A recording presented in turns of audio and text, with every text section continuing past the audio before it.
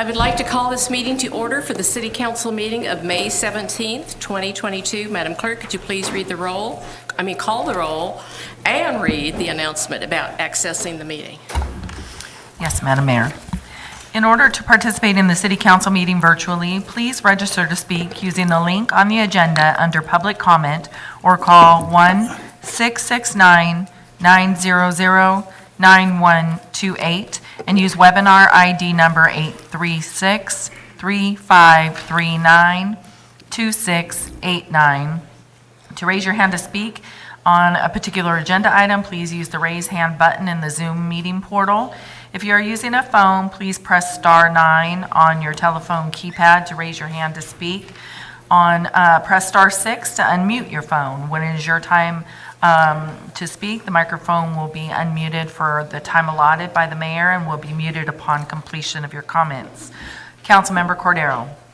Here. Councilmember Escobedo. Here. Councilmember Soto. Here. Councilmember Waterfield. Present. And Madam Mayor Patino. Here.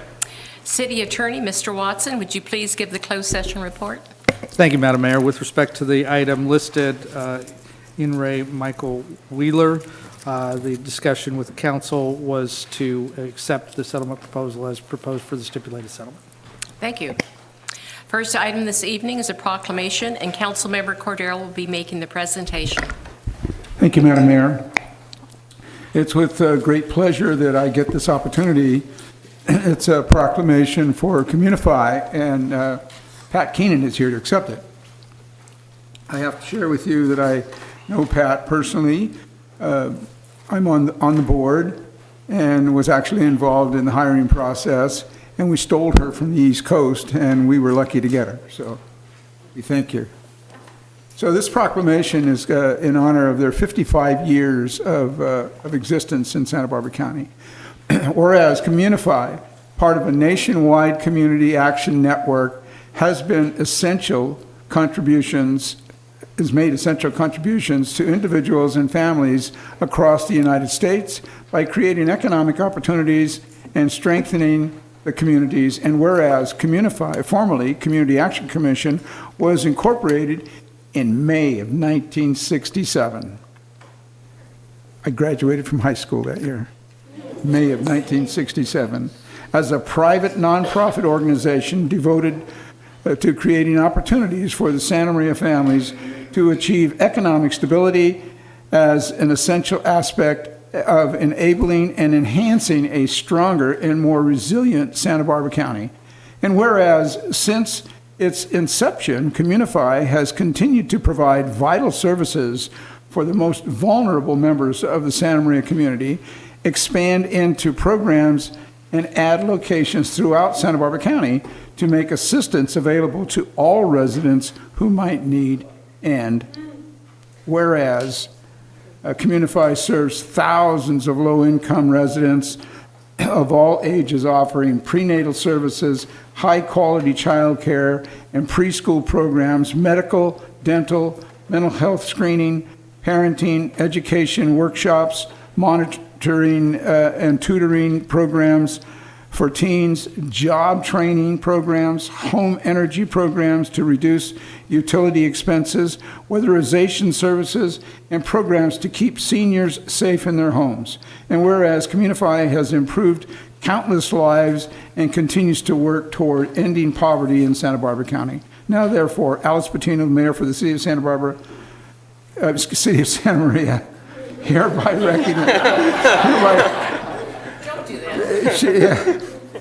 recognizes the month of May 2022 as Community Action Month in the City of Santa Maria, and congratulates Communify on the milestone 55th anniversary and its contributions to the Santa Maria community.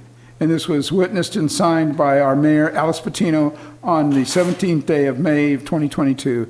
And here, like I said, to receive this is Pat Keenan.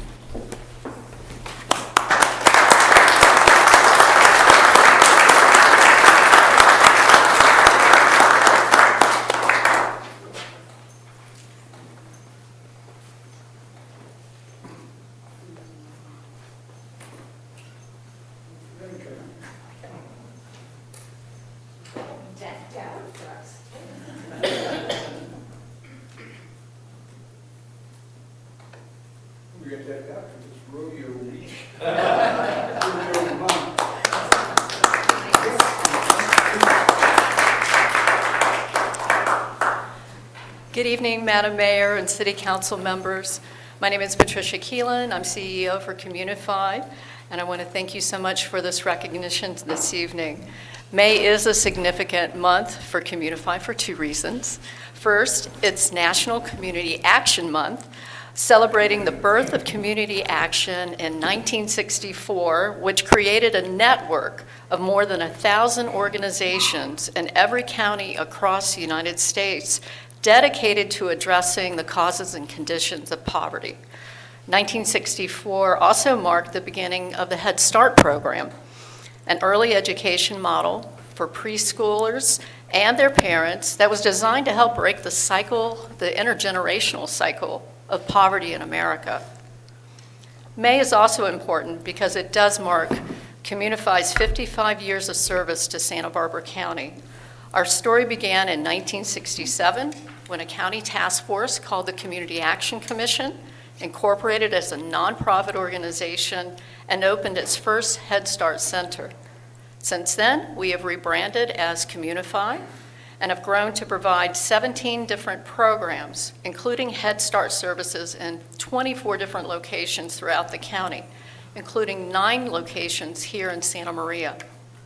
Every year, Communify serves over 8,000 disadvantaged children, teens, families, and seniors, providing services that educate and support them on their personal journey to being economically stable and self-sufficient. In addition to early education, we provide tutoring, mentoring, and behavioral wellness services, help to make homes more energy efficient, assist with rent and utility bills, promote positive youth development, and manage Santa Barbara County's 211 information and referral line. Of course, we could not do that without the help and support of the City of Santa Maria, as well as our many donors and funders and community supporters. On behalf of our Board of Directors, our staff, and me, thank you so much for all of the support and this recognition this evening. We're looking forward to another 55 years of serving this community. Thank you. Thank you.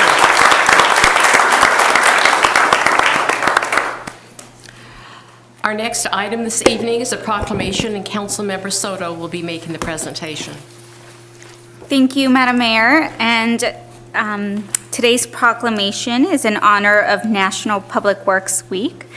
Whereas the City Council in the City of Santa Maria has supported the role of the Public Works and Utilities Departments to provide vital services to the community, which are an integral part of the city's residents' everyday lives. And whereas the support of an informed community is vital to the operation of public works systems and programs, such as the production and delivery of clean water, wastewater collection and treatment, stormwater collection, treatment and control, solid waste collection and disposal, streets and highways, public transit, public buildings, and fleet services. And whereas the city's residents' health, safety, and comfort greatly depend on these facilities and services, and that it is why the quality and effectiveness of these services and facilities, as well as their planning, design, and construction, are dependent upon the efforts and skills of public works officials. And whereas the efficiency of the qualified and dedicated personnel of the Public Works and Utilities Departments is influenced by the residents' attitude and understanding of the important work they perform. And whereas the American Public Works Association sponsors National Public Works Week, and the City of Santa Maria is a charter member of the Central Coast Chapter, this year's theme is Ready and Resilient, to promote the effort of public works professionals nationwide. Now, therefore, Alice Patino, Mayor of the City of Santa Maria, stuck.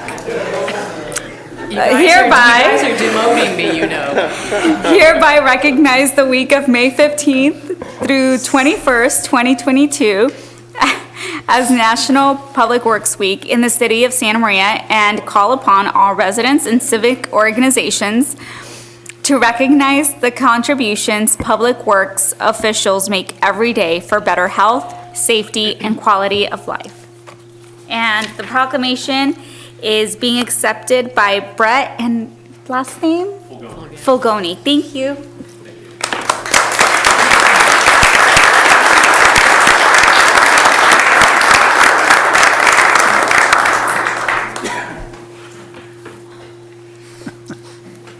Twenty-minute speech is all I'm going to allow you, Mr. Fulgoni.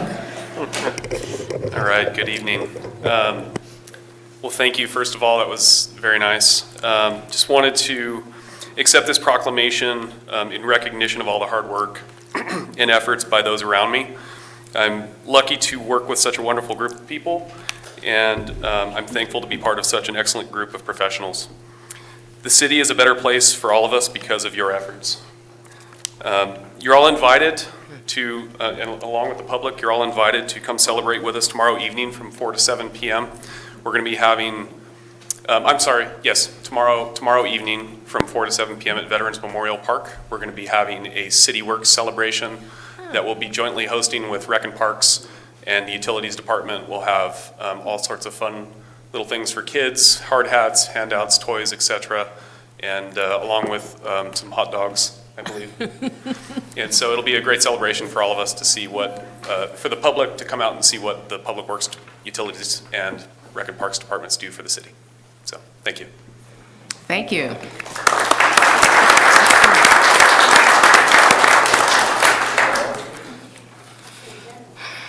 Our next item this evening is a proclamation, and I will be making the presentation. Whereas the time is fast approaching for the 79th Annual Elks Rodeo and Parade, June 2nd through June 5th, 2022 in the city of Santa Maria, considered by many to be the event of the year. And whereas the Santa Maria Elks Rodeo Queen Kickoff and Auction took place on Saturday, April 16th at the Santa Maria Elks Lodge 1538 and unveiled 3 candidates sponsored by the Northern Santa Barbara County United Way, Kiwanis Club of Guadalupe, and St. Joseph's High School, and is a fundraiser with a live auction, raffle, and live entertainment. And whereas, continuing the tradition of Clarence Minetti and Leland Butch Seamus, hundreds of loyal Elks Lodge members, 1538, have volunteered and have been drafted to make this rodeo a tremendous success and to cause Elks Lodge 1538 to be named #1 Elks Lodge in the United States numerous times over the last 33 years. And whereas the Santa Maria Elks Rodeo Parade will begin at 9 o'clock on Saturday, June 4th, and continue down Broadway from Mill to Enos Streets. And whereas it has been a long-standing tradition to begin wearing Western clothes several weeks prior to the Elks Rodeo. Now therefore, I, Alice Patino, Mayor of the City of Santa Maria, hereby proclaim June 2nd through June 5th, 2022 as Go Rodeo Days in the city of Santa Maria, and encourage all residents and businesses to enter the rodeo spirit by wearing Western apparel.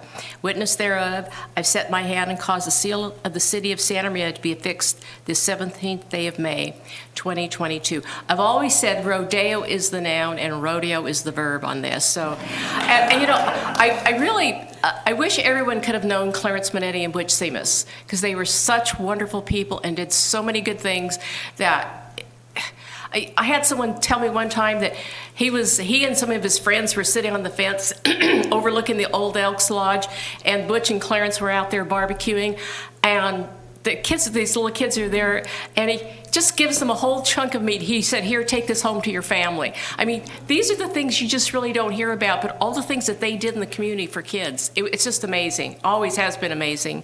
But they were such wonderful, wonderful people. And here to accept this is Peter Sterling.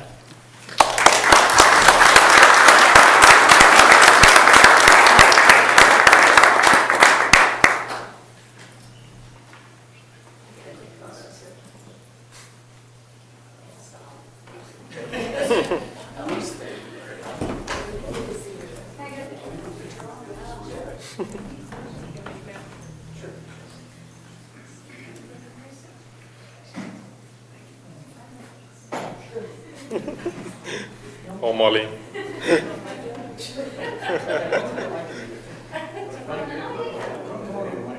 Sure? Yes, please.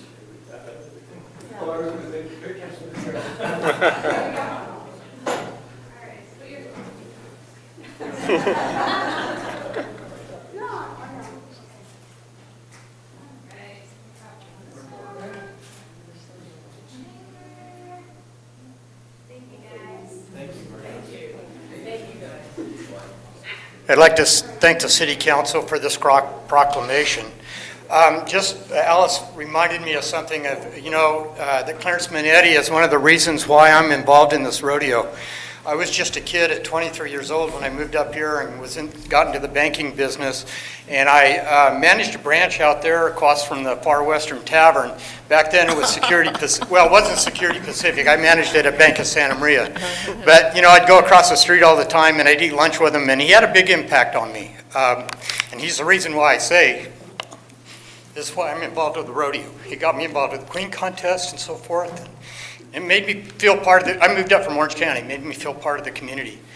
And he's impacted a lot of people in this community. So he was a really good man.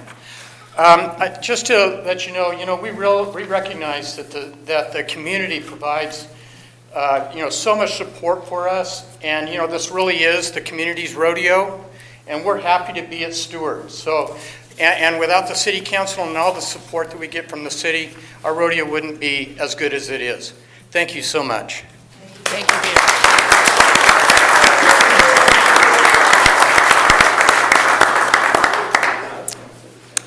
Our next item this evening is a presentation of the businesses of the month. Mr. Morris. Good evening. Good evening, Mayor Pacino, members of the City Council. It is again a pleasure to be with you for our monthly presentation of our Business of the Month partnership that we do with the City Council. Each month, as you know, we bring two businesses to you that are representative of the good things that are happening in our community and that are important contributors to the employment base for our friends and neighbors and family members and for the economic activity in our community. And today we're going to do that again. This year we are focusing on, each month we bring you one manufacturing business and a woman-owned business as the two that we're highlighting this year. So I want to begin with our manufacturing business for this month, and that's Calportland Construction. Calportland is a vertically integrated heavy civil contractor and construction materials supplier. They produce rock, sand, gravel. I'm pretty sure God makes the sand and the gravel. They just dig it out. They turn it into ready-mix concrete and hot-mix asphalt, and they build roads and bridges in our community. And I know they also do runways out at the airport, right? So I guess that's a form of a road. Calportland is an organization that was started in 1891. They began here in the Santa Maria Valley in 1956, so they've been with us for a long time. Today, the Central Coast region of Calportland, based here in Santa Maria, extends from Paso Robles to Solvang. It includes 2 rock plants, 2 asphalt plants, 5 ready-mix concrete plants, a highway construction group, and a fleet of over 100 trucks that you probably see every day on our highways. They employ 275 of our local neighbors and friends. Calportland is recognized nationally for its focus on energy and carbon emission reductions. And I think that's important because I'm guessing that that's not something that most people in the general public would associate with the type of business that they operate. But they, as one example, just received the 18th consecutive U.S. Environmental Protection Agency Energy Star Partner of the Year Sustained Excellence Award, which is more annual awards than any other large industrial company in the United States. They have recently developed a low-carbon cement product that is again significantly reducing greenhouse gas emissions associated with the production of concrete. And they're a major recycler and user of recycled materials, including, I thought this was interesting, they incorporate approximately 4 million pounds of recycled tires into their hot mix asphalt each year.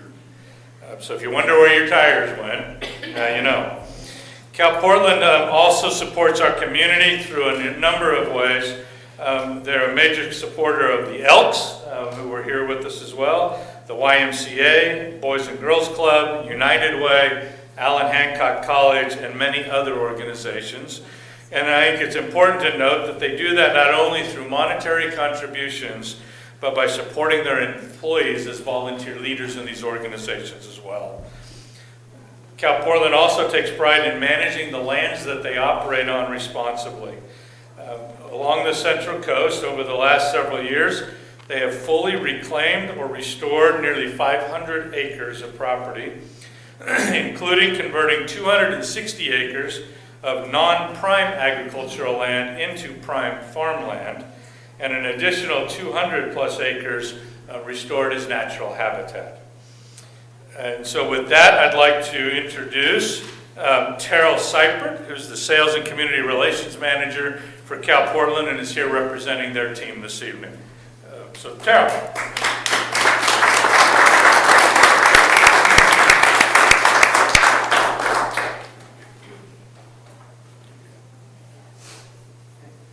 Thank you, Glenn. Absolutely. Appreciate it. Thanks for having me. And, I'll bounce off what Glenn talked about. We opened up in 1891 in Colton, California. Fun fact, we provided the cement for the Hoover Dam. So claim to fame.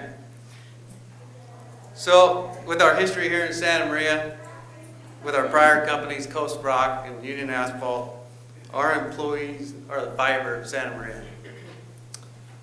And we look forward to continuing being a part of the cornerstones here in Santa Maria and providing the construction materials and services for the next 130 years. Thank you.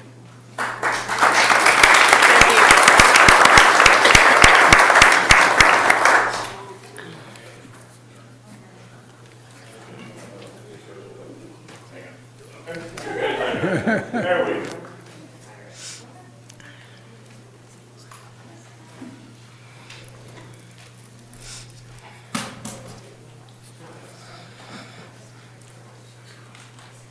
That's amazing. Don't go far. Our second business this evening is our women-owned business, and this is Santa Maria for you. This business owner, her brother is retiring at the end of the year from Calportland, right? So it's all in the family night. But that's the way we do it in Santa Maria, right? It's all about family here in the community. Our women-owned business this evening is Donna Randolph and the Donna Randolph State Farm Insurance Agency. Donna became she started working, and I need to tell the story right. She started working for a State Farm agent in 1984 as a student intern, eventually became an agent herself and took over the firm in 2007. So she is celebrating 15 years as a business owner this year. Did I get that right? Yes, all right. Fun other fact, if I understand the story correctly, when she became the business owner, she came to the Chamber of Commerce at the time and said, I'm going to be starting a business. I need some advice and some help. The Economic Development Director at the Chamber who provided that advice was Council Member Gloria Waterfield, right? Gloria So, Waterfield. literally, it's all in the family this tonight. Donna prides herself on running her agency not only to benefit the customers that she and her team serve, but also to develop her team to become professionals and to serve in the community themselves. She currently has 7 employees, so a wonderful small business in our community. One of the things that I think is really important to know about Donna and her firm is that they are very active. For a small firm, they're everywhere. You see Donna in the red van at many of our community organizations and events throughout the year. She is a past president of the Santa Maria Women's Network. I know she's been involved in career days at the high school and at the college. She brings students in as interns and to give them shadowing opportunities. And I'm pretty sure at least a couple of those 7 employees started as student interns and have then joined the team on a full-time professional basis. Donna, again, loves to bring in the youth in the community. She also served on Your Measure U Oversight Committee for a number of years as a community volunteer. State Farm, the parent organization that she represents, is celebrating 100 years this year, and Donna and her team are using that opportunity to do random acts of good in the community. I don't think she waited for this year, but they're stepping that up a little bit. And on a personal note, I would just point out that one of the other volunteer roles that Donna played in this community is she's a past chair of the Chamber's Board of Directors and was actually the chair when I was hired, so it's her fault. So, ladies and gentlemen, Donna Randolph.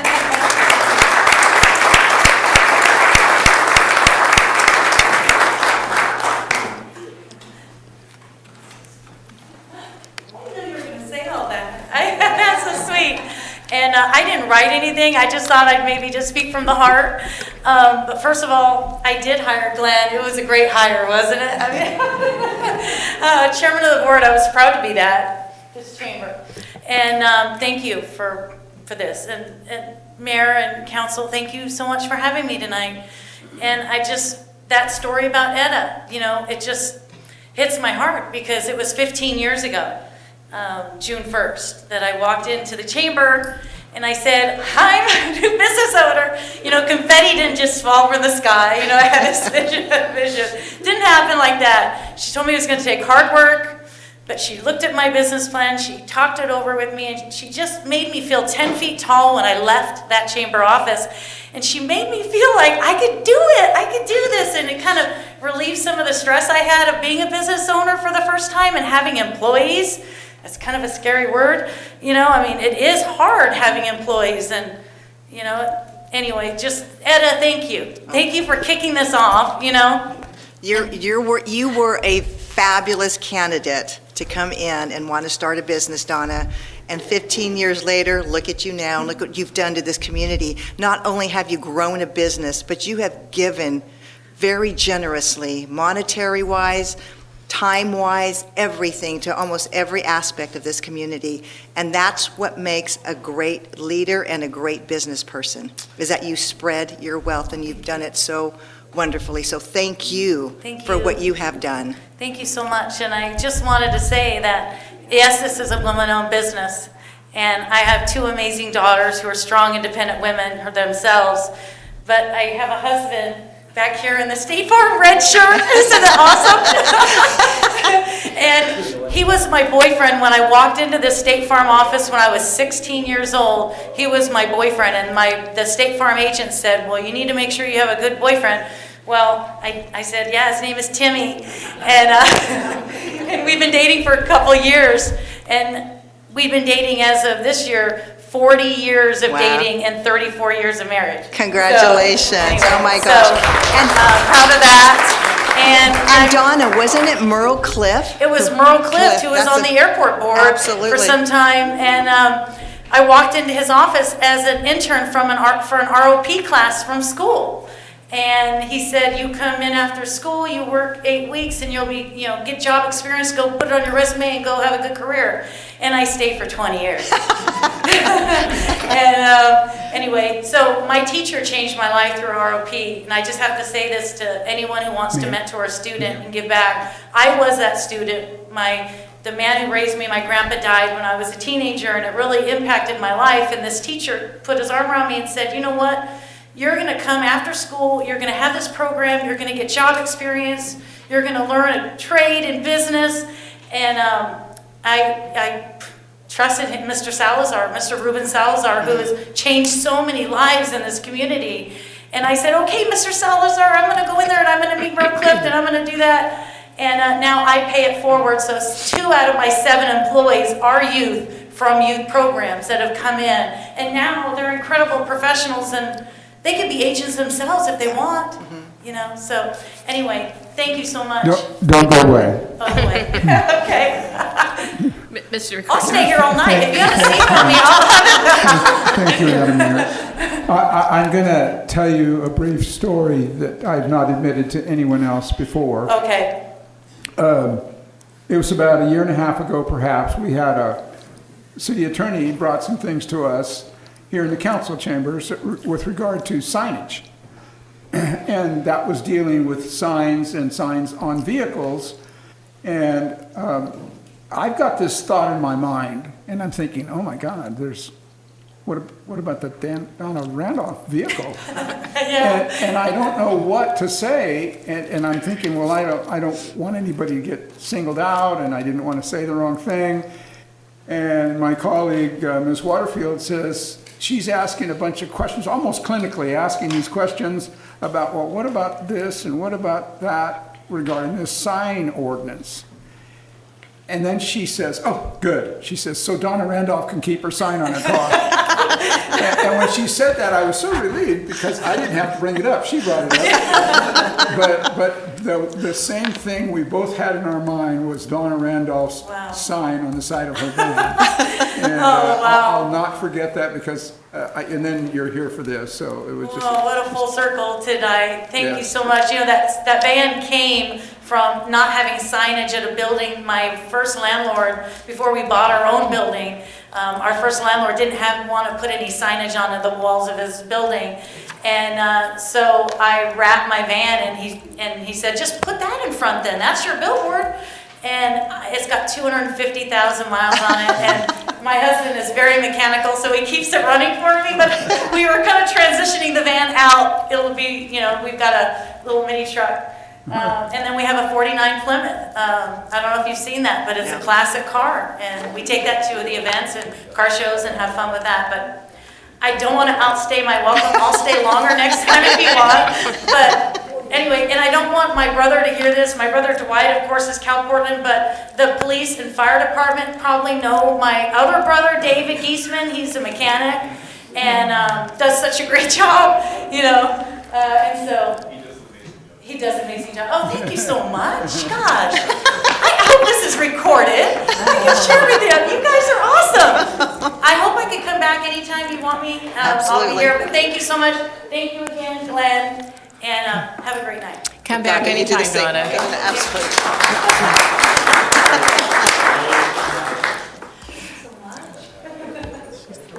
Hasn't she? I know it. We should have had her up here to take a picture with all of us.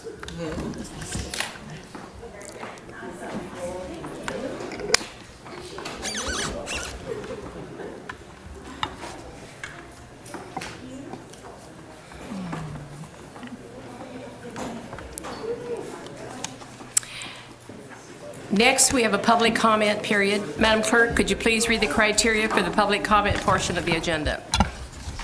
This time is reserved to accept comments from the public on consent agenda items, closed session items, or matters not otherwise scheduled on the printed agenda this evening. Unless otherwise directed by the mayor, speakers will have 3 minutes to comment. Direction to staff may be given, however, state law does not allow action to be taken on matters not on the printed agenda this evening. Once the public comment period commences, no other speakers will be allowed to submit a request to speak form. And Madam Mayor, before we begin, I have received 2 written communications, one from William Hines asking that the City Council approve enforceable rent stabilization for mobile homeowners, and one from Mike Lawson, who expressed concerns for increasing space rents and safety concerns within La Maria Mobile Home Park. We did receive just this evening a letter from Bruce Stanton, attorney. I don't have any details on that. It's regarding mobile homes. Thank you. And present, we have 9 requests to speak, and so far 1 hand raised online. So Okay. here are the speakers for in the building. Okay, let's take the one online and then we'll be finished with that. Okay. Okay. That would be Ms. LaWanda Pruitt. Ms. Pruitt, are you there? I am. Okay, very good. Good evening, Madam evening. Mayor and council members. LaWanda Lyons Pruitt, representing the Santa Maria Lompoc branch of the NAACP. We are saddened and distraught over the recent racially motivated murder of 10 people in Buffalo, New York, that specifically targeted Black people, and the politically motivated murder and hatred that target the Taiwanese community. On Saturday, May 14th, an 18-year-old gunman traveled 200 miles to Buffalo, New York, opened fire, killing 10 people and wounding 3. The gunman live-streamed the attack. I speak the names of those killed.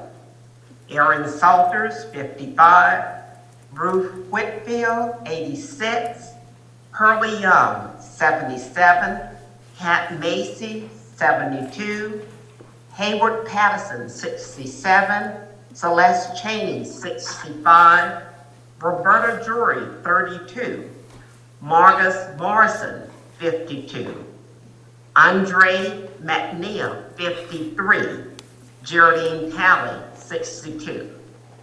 On Sunday, May 15th, a hate crime targeting Taiwanese people occurred in Laguna Woods, California. The gunman hated Taiwan people. I speak his name, the person that was killed. John Ching, age 52, a doctor who practiced family and sports medicine in Aliso Viejo, California.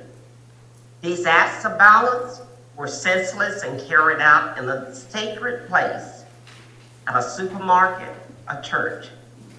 The NAACP called out racism and hatred in all forms. We can never just get used to it and must remain outraged.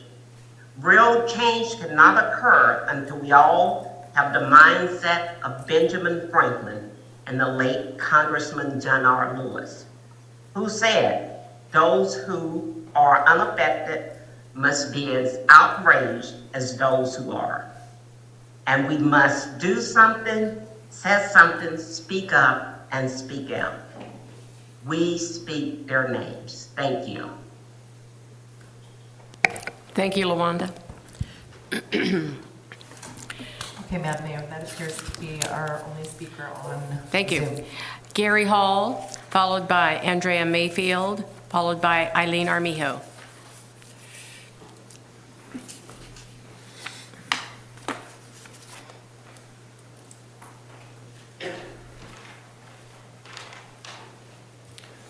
Good evening, Madam Mayor and council members. My name is Gary Hall. I'm a resident of Rancho Buena Vista Mobile Estates at 2135 North Railroad Avenue here in Santa Maria. I represent the North Santa Barbara County Mobile Homeowners Team. I'd like to first recognize a lot of good people that are here from mobile homes all over town, family parks, senior parks. Show your colors. Thank you all for coming. My fellow homeowners and I are here tonight observing what we are calling our second day of action. It has been planned for many weeks with the hope of bringing a brighter focus to our need for both enforceable and mandatory mobile home rent stabilization in Santa Maria.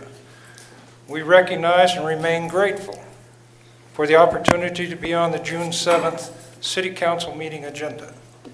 We are attempting to retain the incredible support we've received from all over Santa Maria and Santa Barbara County and build on the momentum that we have established. We hope June 7 will be just the first step in providing us the opportunity to, 1, have a fair and open debate, 2, allow us the chance to dispel park owners' rumors of any potentially negative outcomes, 3, argue the property rights of mobile homeowners are just as important as the property rights of the park owners who don't even live in Santa Maria. And 4, fix and renegotiate the failed model lease and enforcement agreement, or consider our proposed mobile home rent stabilization ordinance, or develop a new mutually acceptable alternative where all park owners participate and all residents benefit. Tonight I have delivered to you an important letter from our attorney, Bruce Stanton.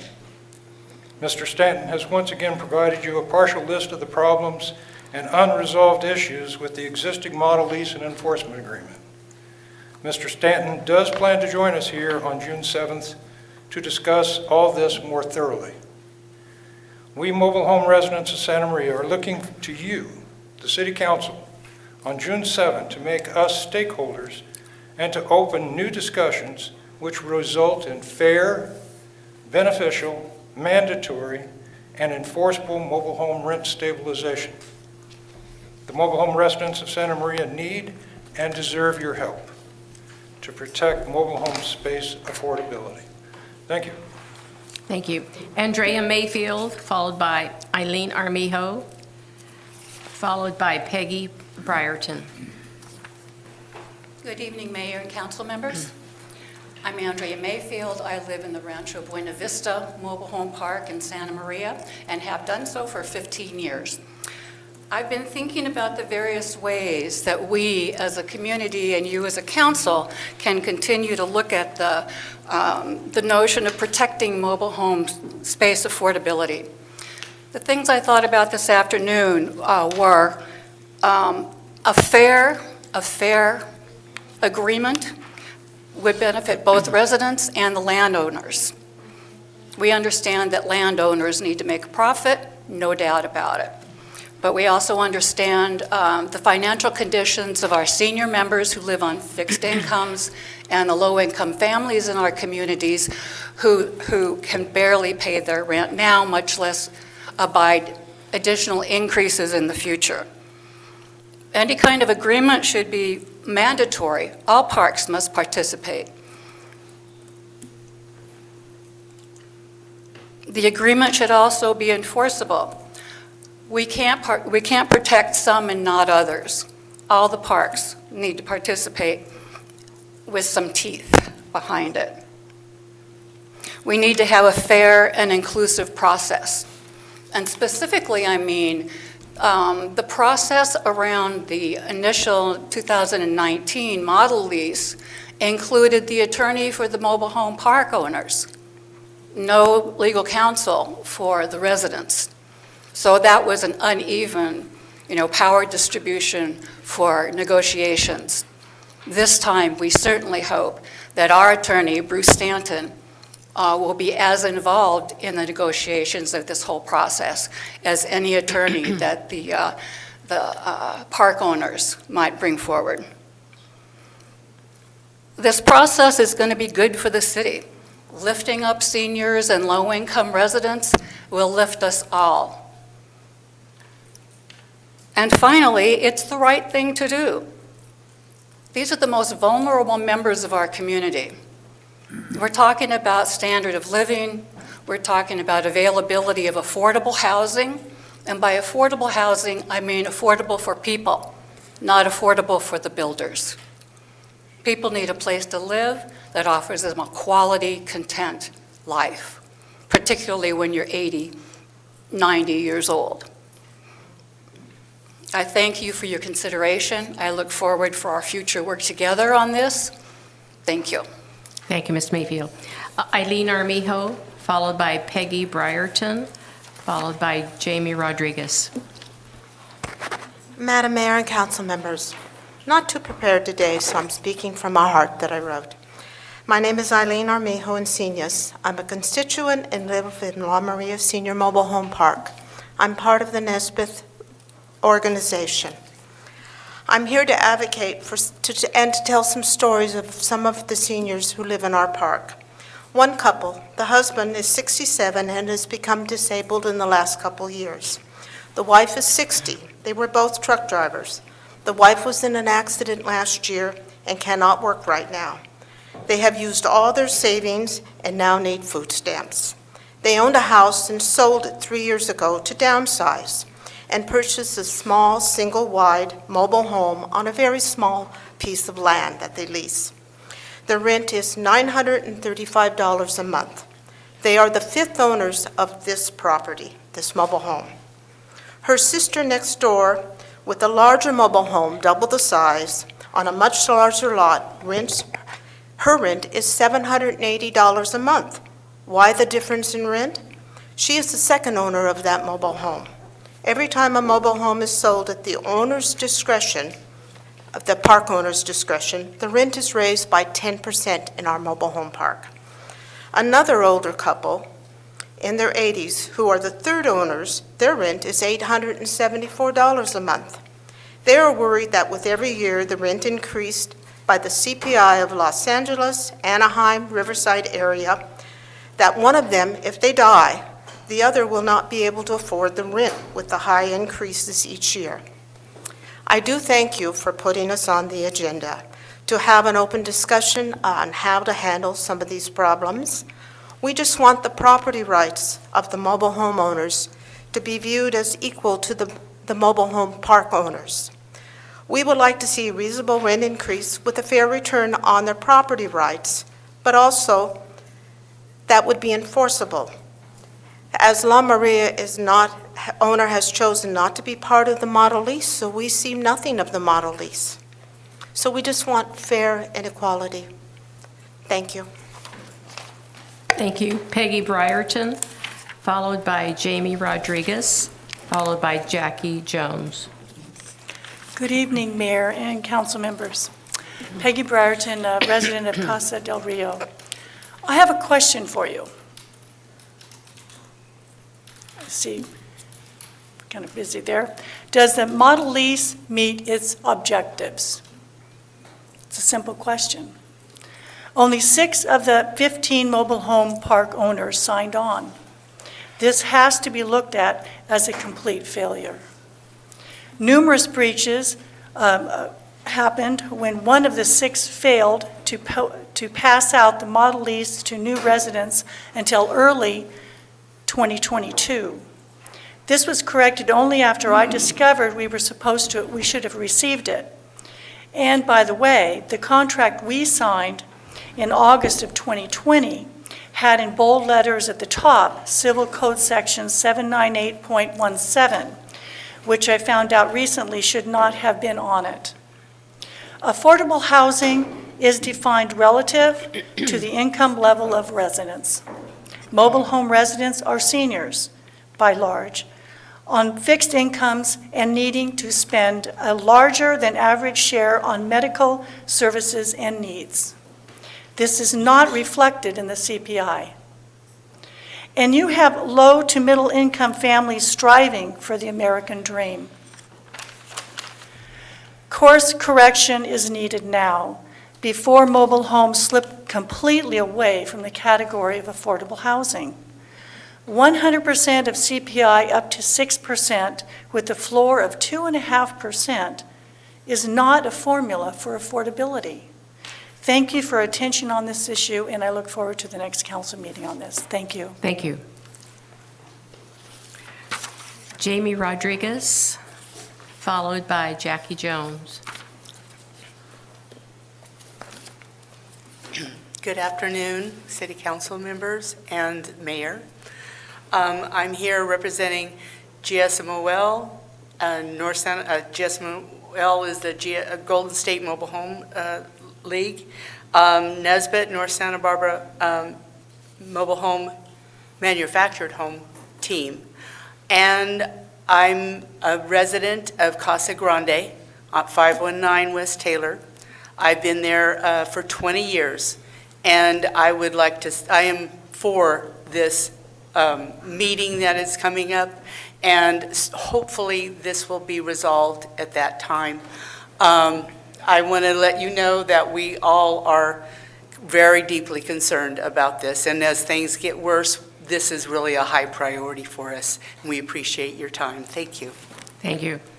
Jackie Jones, followed by Esther Jensen, followed by Raymond Ayala.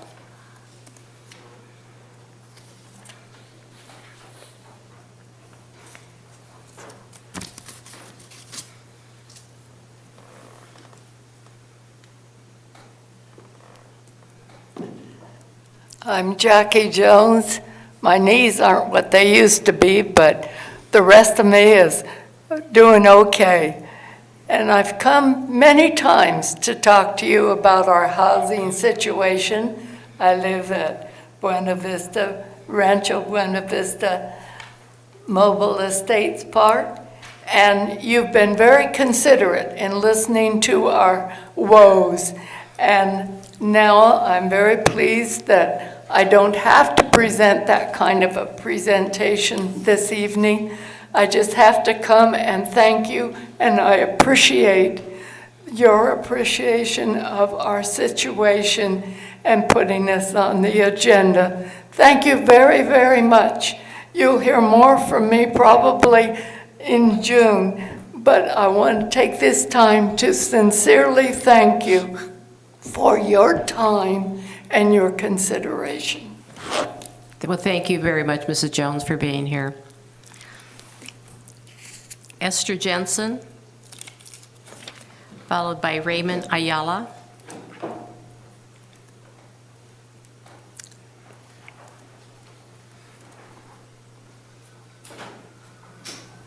Good evening, Madam Mayor and council members. I'm Esther Jensen from La Maria Mobile Home Park and also represent the North Santa Barbara County Mobile Home Team. I'm back again interested in talking rent stabilization. No more leases. How did that work the first time? Were all the parks informed on, quote, the new leases? The quick answer is no, they were not. Is the city willing to help our low-income residents? I sure hope so. The economy is going through the roof these days and makes our low-income residents even more vulnerable. Are you prepared to handle the influx of residents that are being forced from their homes? Are you more interested in the owners who live elsewhere? Let's help our seniors and low-income workers while we still have a little money left. We aren't asking for a fancy house, but a humble mobile dwelling that we can afford. Let's team together and solve this problem now. Thank you for putting us on the agenda in June, and I hope this time it will benefit our residents too. Thank you. Thank you, Ms. Jensen. Frank Thompson.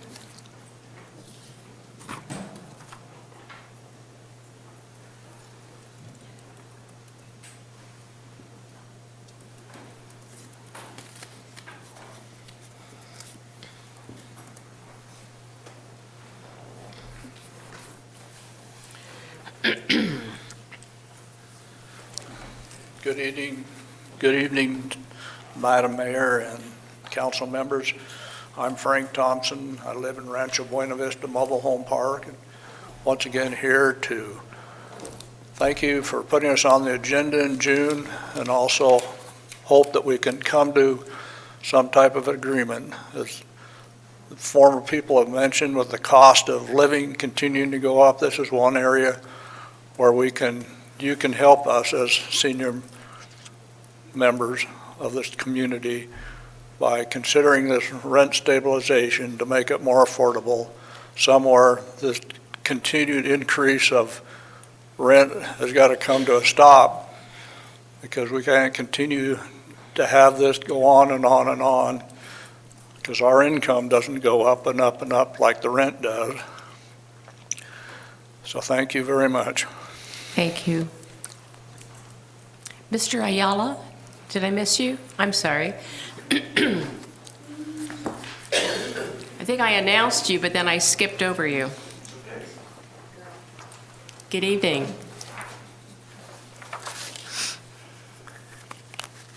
Good evening, Madam Mayor and council members. This is my second opportunity to speak here, and I've lived here in Santa Maria for almost a year and a half now.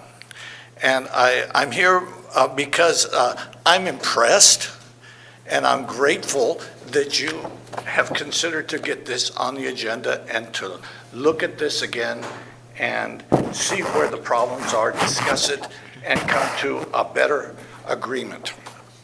Thank you, thank you, thank you. Señor Escobedo, especialmente para usted, estamos muy agradecidos de que vino a visitarnos en Rancho Buena Vista. Tuvo que escuchar nuestras quejas, recomendaciones, peticiones, todo para, ojalá, mejorar la vida aquí en Santa María. Gracias por asistir a esta reunión. Fue un gran placer para mí, para conocerlo, darle la mano y conocer a su ayudante también. Gracias por asistir. Y esperamos que en el futuro lleguemos a un acuerdo que sea también para el beneficio de los residentes ciudadanos aquí de Santa María y no solamente a los propietarios extranjeros. Y que no se les olvide que sí se puede. Gracias. Thank you, Mr. Ayala. Before we move on, Mr. Stillwell, well, did you wish to make any comments? Okay. This concludes the public comment portion of the agenda. Moving on to the consent calendar, Madam Clerk, could you please read item number 3? Routine items are presented for City Council approval without discussion as a single agenda item in order to expedite the meeting. The consent calendar is approved by a roll call vote with one motion. These items are discussed only on the request of council members. Does anyone have items they wish to pull from the agenda? Yes or no? Oh, okay. Okay. Well, I'll second. Okay. Double second. I have a motion to approve the consent calendar and a second. Any discussion? Hearing none, Madam Clerk, can you please call the roll? Councilmember Waterfield. Aye. Councilmember Soto. Aye. Councilmember Escobedo. Aye. Councilmember Cordero. Aye. Madam Mayor Patino. Aye. Next, we have a presentation. Madam Clerk, could you please read the title?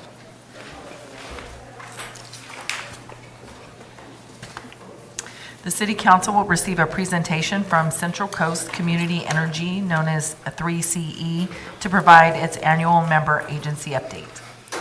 Mr. Stillwell, would you like to do the introductions? Just briefly, thank you, Madam Mayor, Sure. members of the council. So we have Jenna Espinoza here from Central Coast Community Energy. They are, so the city of Santa Maria is a member of Central Coast Community Energy. They do annual updates to the city councils throughout the region. Mayor Patino's on the policy board. I'm on the operations board, and Central Coast Community Energy covers from Santa Cruz County down to Santa Barbara County, and we're pleased to have Jenna here today.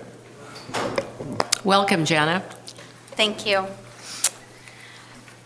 And thank you for having us this evening. I'm happy to be here. So, by way of reminder and introduction for those in the audience who are new to hearing about us, we are a community choice aggregation agency, and we are one of 24 community choice aggregators at this time in the state of California, serving 11 million customers, which is nearly 50% of Californians across the state. Collectively, CCAs support local governments to help them meet their climate goals, provide residents and businesses with more energy options, ensure local transparency and accountability, and drive economic development. The way that we work is that we aggregate the purchasing power of communities up and down the Central Coast, and then partner with Pacific Gas and Electric to deliver that electricity across the existing grid to the community.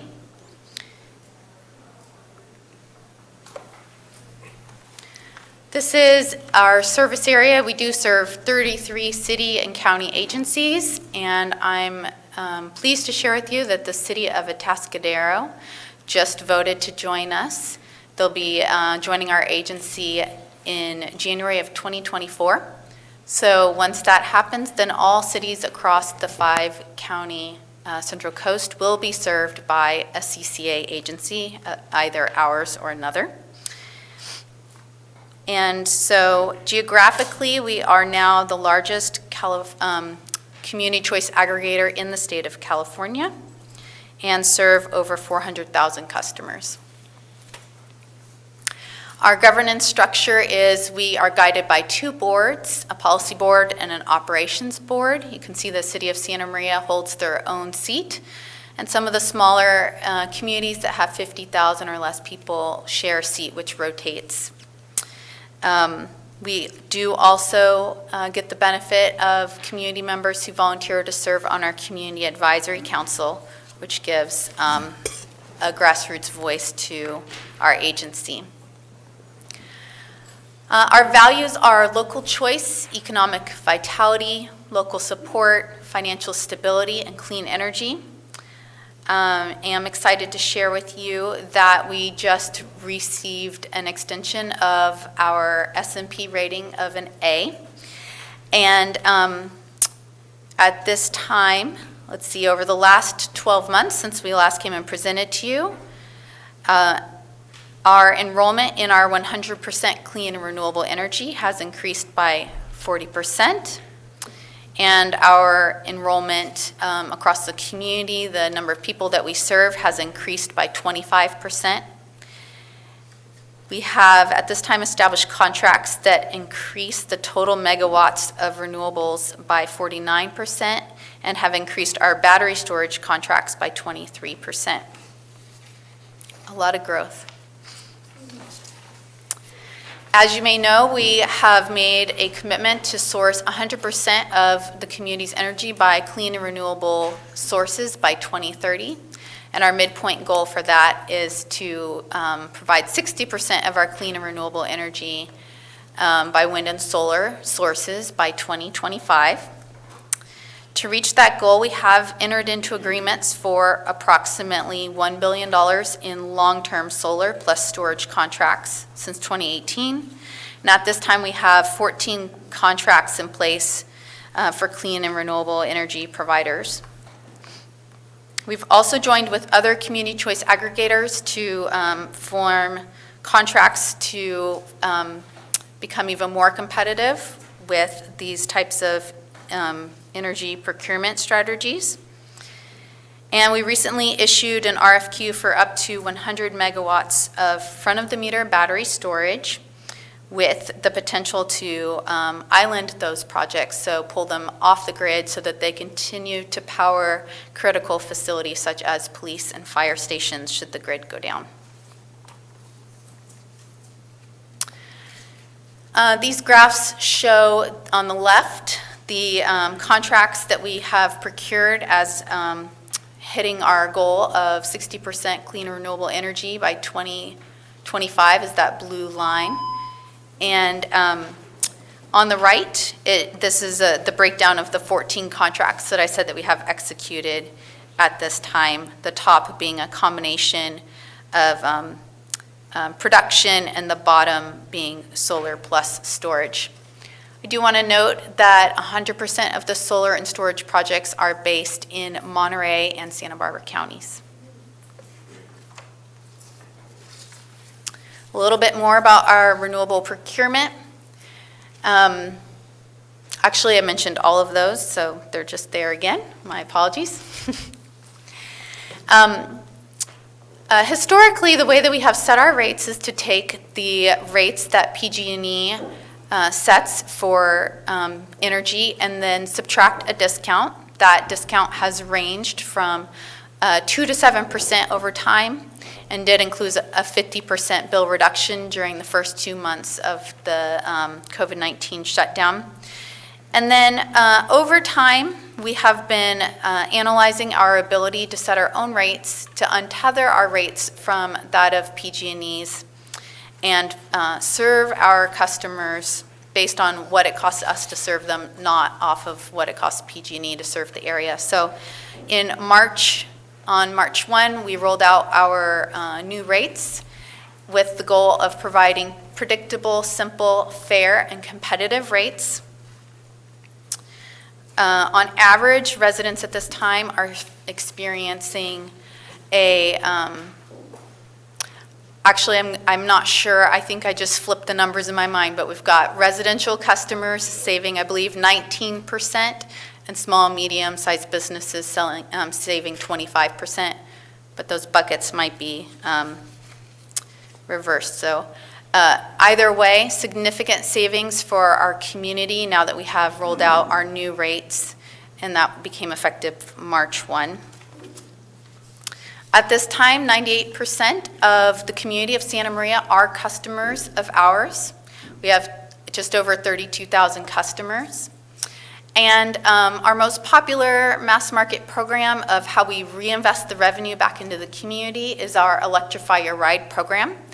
And we have distributed over $91,000 in rebates to Santa Marians since October 1st of 2021. So during this fiscal year.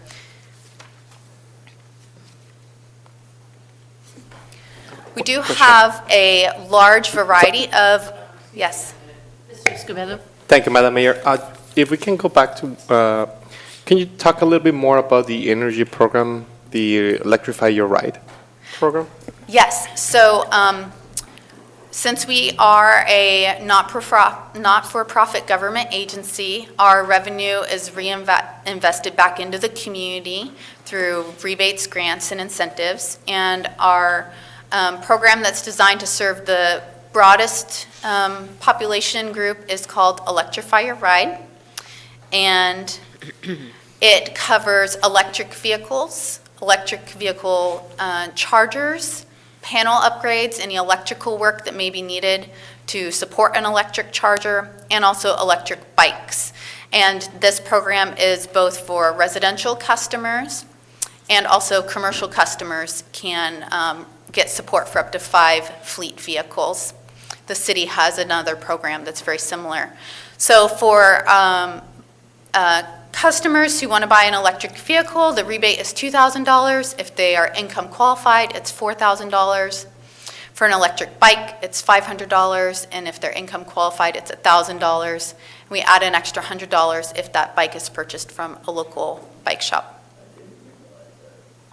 Thank you. Of course.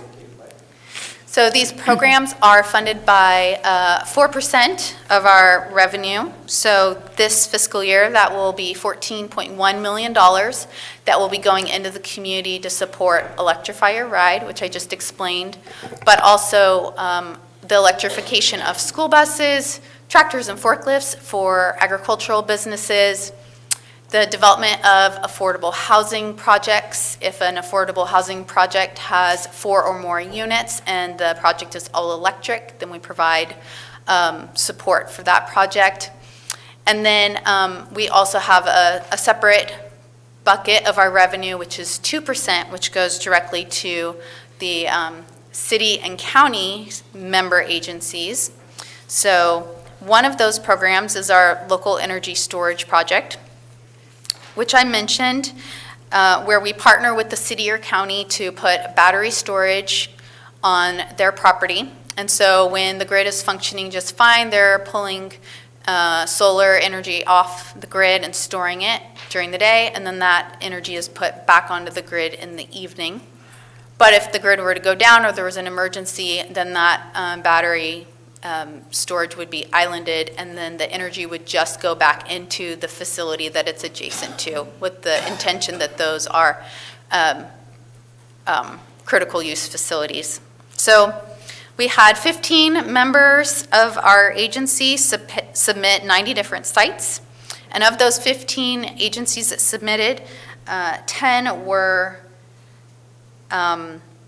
agencies, communities that have less than 50,000 people in their community. So that's very exciting. We also so this program rolled out in December. This 2% of our revenue specifically set aside for city and county agencies. It includes the support for medium and heavy duty vehicle electrification. So if the city is trying to replace a transit bus, a street sweeper, a trash truck, that type of thing, we can support that purchase. And then I just wanted to share that we are continuing to be involved in the community, very involved in the chambers, but also trying to reach new communities. And so we've been really enjoying doing farm worker outreach over the last year. In the fall, we launched a vendor registry for local businesses to sign up so they can be notified of RFPs and RFQs from our agency so that we can continue to reinvest in the community. And that is, in a nutshell, what we've been up to over the last year. Any questions from the dais? Mr. Cordero? Thank you, Madam Mayor. Thank you. It's a nice presentation, and it's nice to know what you folks are doing. But I do have a question that is not a part of your presentation. As I'm sure you're aware, being in the electric business, the Governor Newsom's asked to extend the closing date for Diablo. Is that in any way going to affect us, this program, or anything that we've got going here with tonight? If you can answer. We, as an agency, we don't purchase any nuclear energy, so it won't change our procurement directly. But I do know that there are state guidelines for everyone to be procuring more clean and renewable energy. And so there's a lot of competition for the type of energy that we are purchasing. So I could imagine if Diablo Canyon was to extend their production of energy, that might relieve some of the competitive pressure that we are experiencing out on the market at this time. So you're telling me that if there is residuals from that for us, it might be to the positive side? I could see that. As an agency, we haven't taken an official stance on the benefit of closing or opening, since we are not procuring nuclear energy. I just know that as you know, statewide, there's a lot of need for clean and renewable sources to meet state guidelines, and that has been having an impact on some of our procurement efforts. Okay, thank you. Any other questions? No? Thank you very much for the presentation. Anything from Mr. Silva? Thank you. Next, we have a public hearing. Madam Clerk, could you please read the title? The City Council will reintroduce ordinance number 2022-03, adopting a military equipment use policy for the police department in compliance with AB 481. Okay, staff report is to be made by Police Chief Schneider.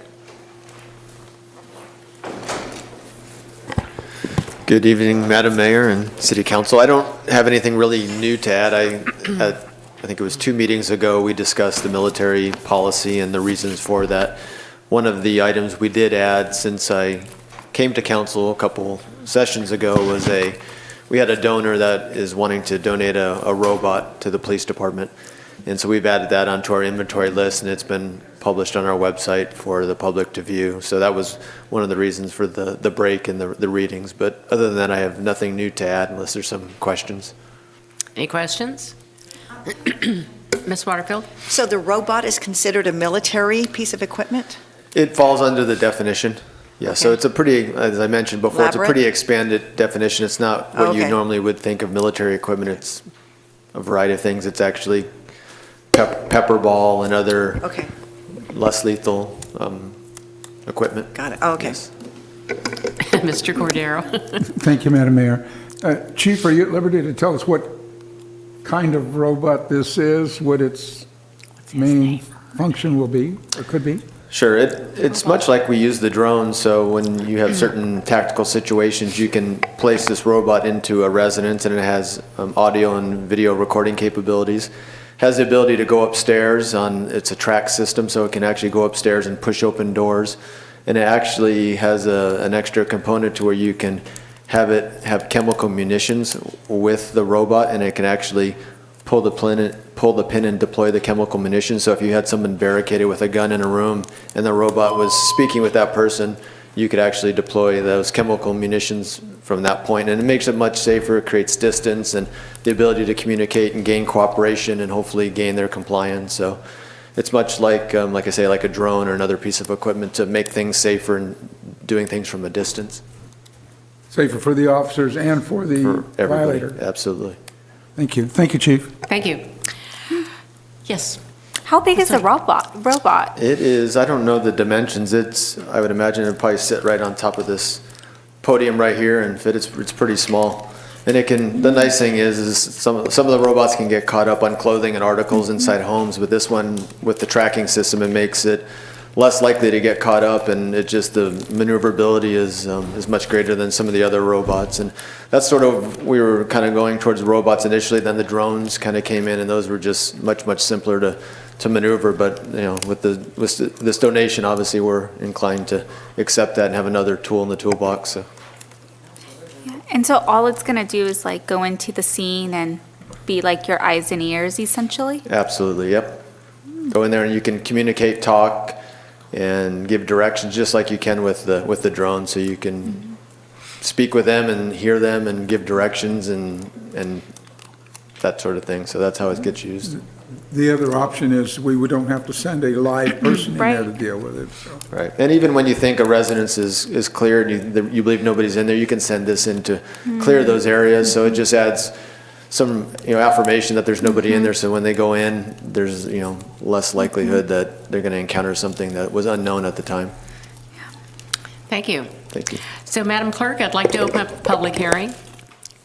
Do you have any requests to speak or written correspondence? I have no written communications and no requests to speak here in the building, but I do have 2 hands raised on Zoom, and that would be Ms. LaWanda Lyons-Pruitt and Randy Jackson. Okay. We'll actually start with Mr. Jackson first, so. Mr. Jackson? Yes, hi. Greetings, Mayor. Greetings, City Council members. I'm a veteran. I'm well familiar with military equipment and possible uses in the police force. My main comment is that I just wanted to offer that I wouldn't like to see the city spending money. I know there's a lot of military programs where the Army or other military departments will go ahead and offer free equipment that is not being used by the military anymore. And then, as was mentioned, there was the donation of a robot, and there may be donations of other equipment too. But I feel that there's other shortfalls within the department that should be addressed before spending money on bonus items. I kind of feel like it's getting nice rims for the car before getting the engine and the radio fixed. Some of those include officer and code enforcement, staffing shortfalls, especially in code enforcement. I interact with them a lot, and they have shared with me that they are very shorthanded at the moment. When various ordinances, especially specifically parking, we have some limited parking for permits for residents, and also we have street cleaning days, and these are not being enforced at all, pretty much. And pretty soon the residents realize that they park wherever they want. It decreases the quality of the neighborhood and causes issues between neighbors. There's also could be improvements in the media public outreach. I sent an email to the police department last October. I got no response. I sent the email again. So basically from the time I sent the email to when I got a response, it was like 11 days. And so I don't feel that there's an easy way for the public to interact with the police force. I know that the city has started a new app that is supposed to help the citizens engage, but I don't see any direct usage for the police force. Another thing that might be real helpful is a red light camera. That was one of the things I was addressing in the email to the department, because I feel more at risk of being killed at an intersection than being killed by an active shooter or by a terrorist. So I think there's a lot of smaller, more down-home issues that we need to address in the city before we buy too much military equipment. Thank you very much. Thank you. It was donated, right? Yeah. Yes. Yeah, it was donated. Yeah. Okay, Madam Mayor, we have Ms. Pruitt. Ms. Pruitt, okay. Ms. Pruitt? Good evening again, Madam Mayor and council members. LaWanda Lyons-Pruitt, representing the Santa Maria Lompoc branch of the NAACP. Full disclosure, I've served on the Santa Maria Police Department Citizens Advisory Committee for well over 4 years. In fact, I've had such a good time, I don't know how long it's been, but it was both under Chief Hansen and now under Chief Snyder. I have learned so much about the department and the work that they do. We've talked about the use, particularly of the unarmed vehicle, and before COVID, I actually was taking Chief Hansen around to various nonprofits so that he could talk about how they were using it. I believe that it saves lives, both the officers and the citizens. A lot of times they're in mental health crisis and they're just kind of out of it. And if they can get that unarmored vehicle up to the door and or even like the drones and communicate that with that person, it makes a difference. And what comes to mind is I think of the Paso Robles officer, Benedetti, who 1 year ago, I don't think that they had the equipment that we have in Santa Maria, and unfortunately, he lost his life. I see it as a win-win for the department, for the officers, and also for our city. And we fully support this ordinance. I have actually been encouraging the chief, and we were kind of doing this before COVID. But when COVID hit, we haven't been able to do that. But I think the community needs to know how this equipment is being used so that they will fully understand that it's not like they're out in battle with this equipment, but they're trying to protect the officers and also the citizens. And to me, we fully support it because, you know, oftentimes I see situations and I think, boy, if you were in LA, that person, you know, you have these standoff, and if that person was in LA, that person would be dead. So we fully support it, and thank you, Chief Snyder and Department. Thank you, Mayor. Thank you, Ms. Pruitt. Thank you. Any other public comment? No, Madam Mayor, that Okay. concludes. Okay, I'll close the public hearing and bring this item back to the council for the consideration of the ordinance adopting a military equipment use policy. So moved. Sorry. Oh. Just before we move, actually, I do support it. No, I have a motion. Do I have a second? Second. Okay, so I have a motion and a second, so go ahead. Do you want to say something? Yeah, just Okay. make a comment in Okay, regards. go ahead. Thank you, Madam Mayor. I think it's this ordinance, it's a step forward in terms of transparency for our police department, so I really like to see that. And something that mentioned Councilmember Cordero in regards not putting in danger one of our police officers alive, a dad, a brother, so I think this is a good way to use technology in you know, to save lives. So, thank you. Thank you. Any other discussion? Go ahead. I have a question. Yes. I know that the person who called before Ms. Pruitt asked about or alluded to like fleet and like updating our maintenance on our police vehicles. And so, well, maybe this is going to be more of a question during the finance report, but I'm hoping that there's wiggle room or a plan to be able to address those issues as well. Yeah, I'm not aware of, I mean, I think everything that we have equipment-wise, fleet-wise is being serviced appropriately, excuse me, and is serviceable and running well. If we ever have an issue, the fleet is always receptive to getting equipment fixed. Excuse me. So I'm not aware of any equipment that's not working properly that's due to budgetary issues at all. Okay, so. Thank you for that clarification. Okay, we have a motion and a second. Madam Clerk, could you please call the roll? Councilmember Cordero? Aye. Councilmember Waterfield? Aye. Councilmember Escobedo? Hi. Councilmember Soto? Aye. Madam Mayor Patino? Aye. Next, we have a public hearing. Madam Clerk, could you please read the title? The City Council will consider the annual amendments to the Santa Maria Municipal Code. So the staff report is being made by City Attorney Mr. Watson. Actually, I will be deferring it to Senior Oh. Assistant City Attorney. Okay.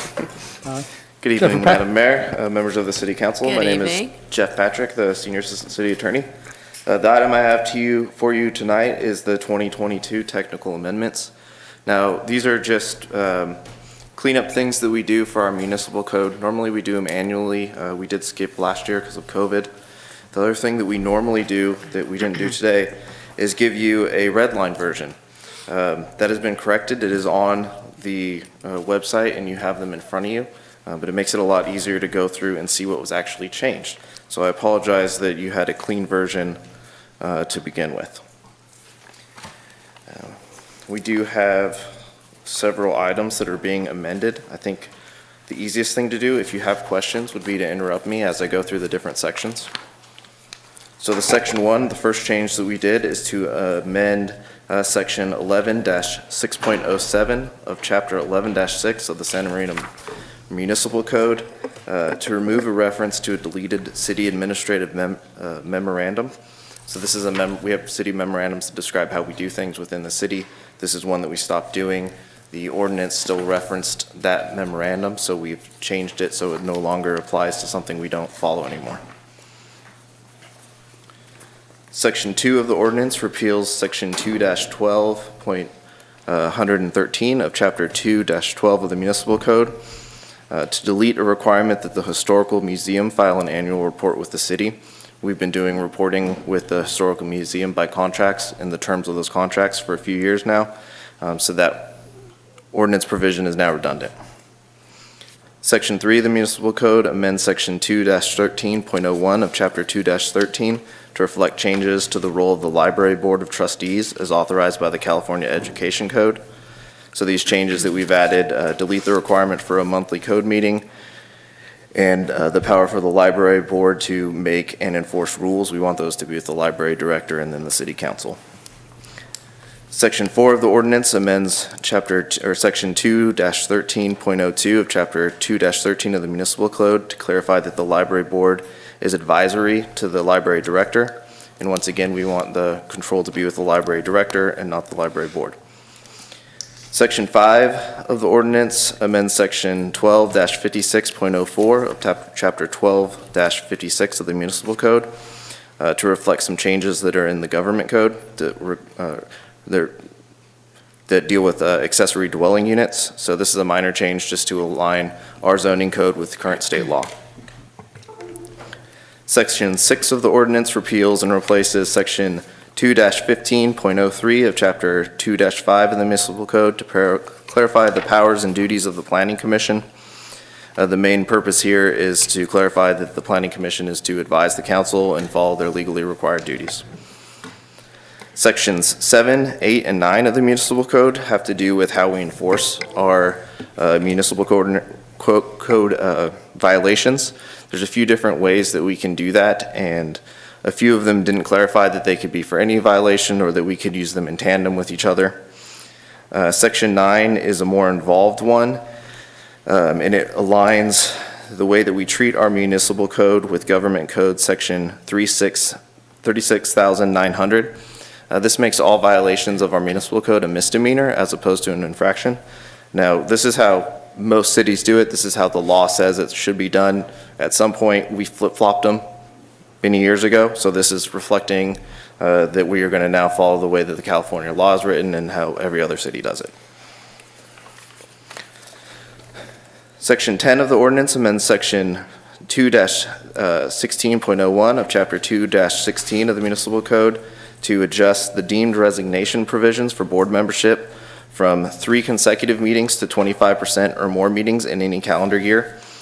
And at that point, then the position will become vacant upon the acceptance of the resignation by the city council.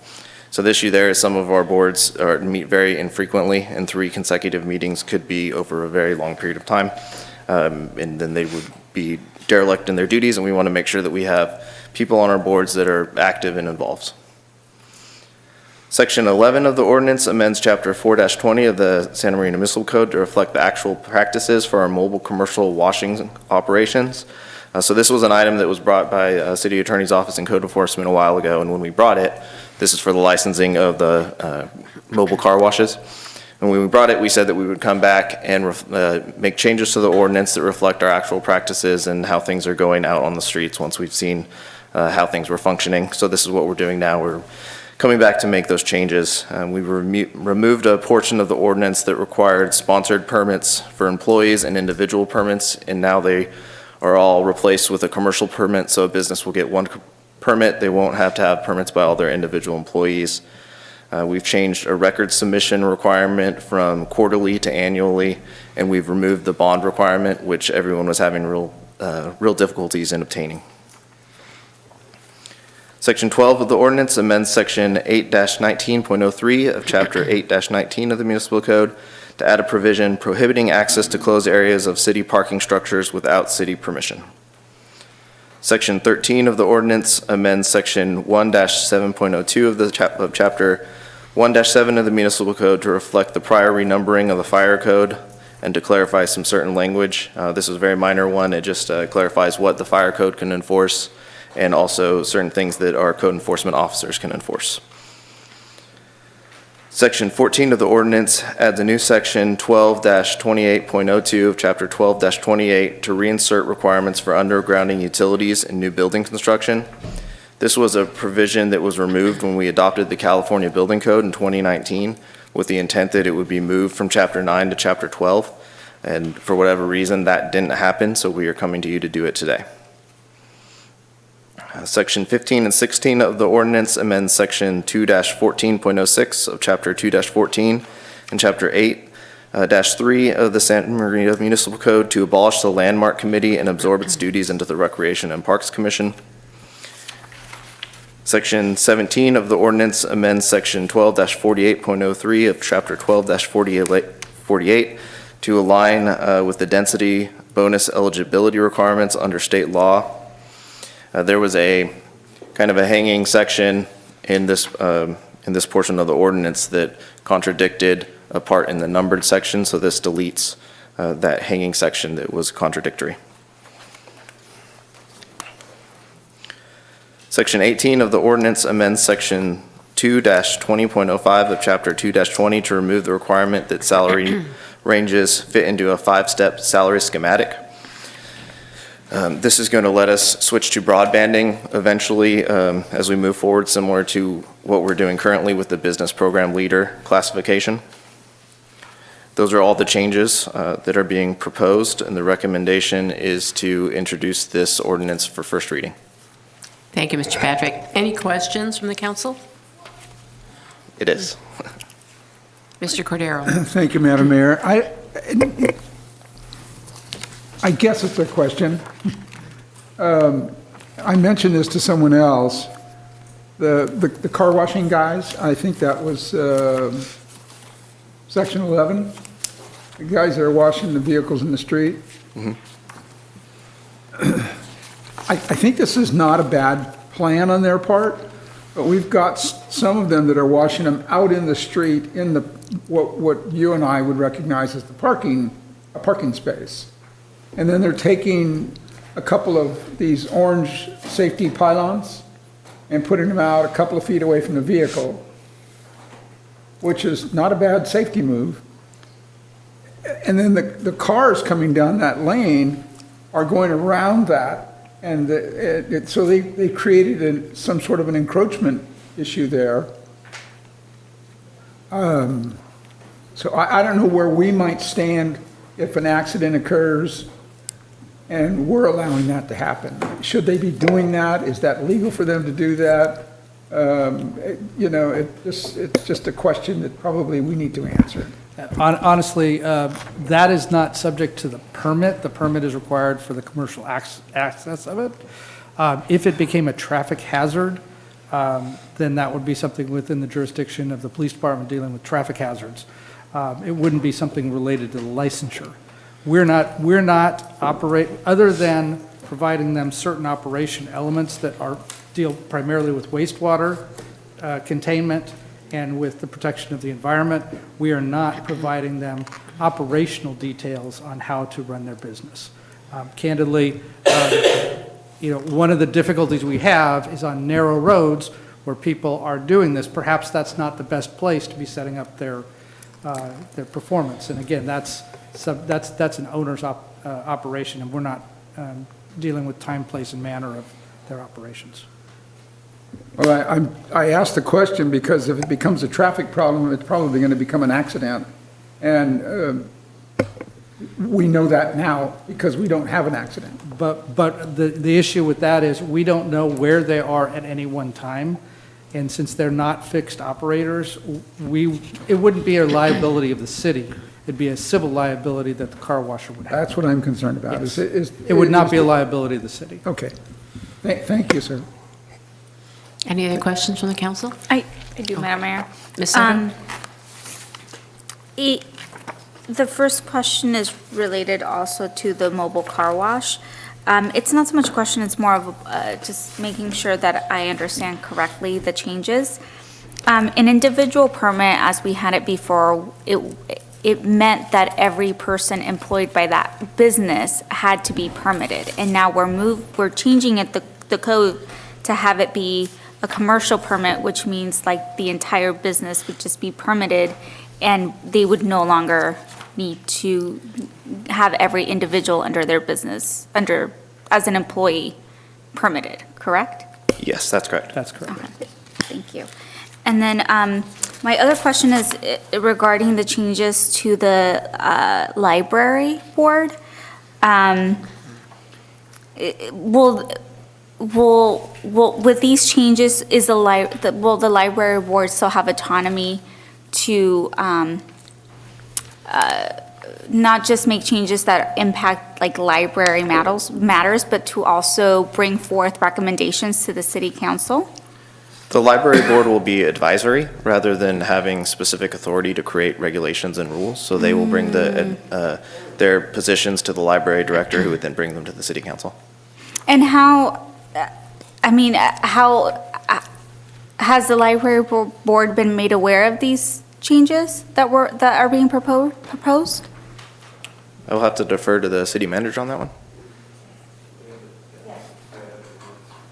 And again, what it was is it really was functioning by the way we set the code up almost as a quasi-council regulating that and providing regulations, where they originally had been intended to be a policy body to provide assistance in in the types of operations, not how it was run. That's what we're kind of dialing back. Well, so no, it's how it's set up in the state education code, and it's a general library authority through the state education code, and so some libraries aren't part of a city, and so the education code can govern that, whereas us with the city council leading the city makes more sense for them to be advisory.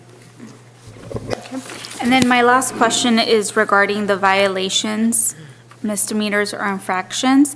So any violation to the municipal code is subjected to a misdemeanor?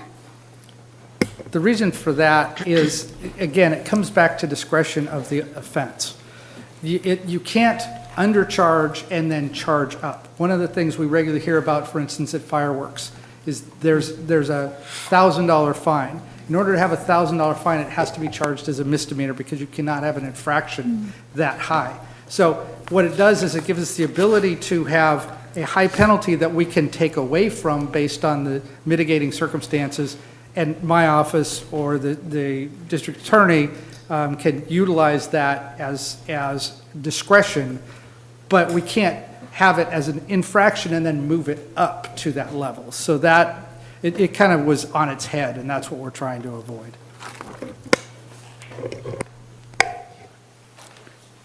Mr. Escobedo? Thank you, Madam Mayor. I would like to, my question is in regards to the mobile commercial washing operations.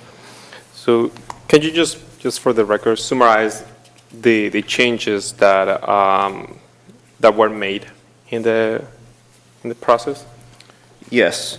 So the main three that are going to be important for people actually practicing are that the main one is the sponsored employee and individual permit aspect. So we used to. I'm sorry. I would like to translate a little bit because I know that people and a lot of them for car wash they would like to say that. So if you can, what's the first part?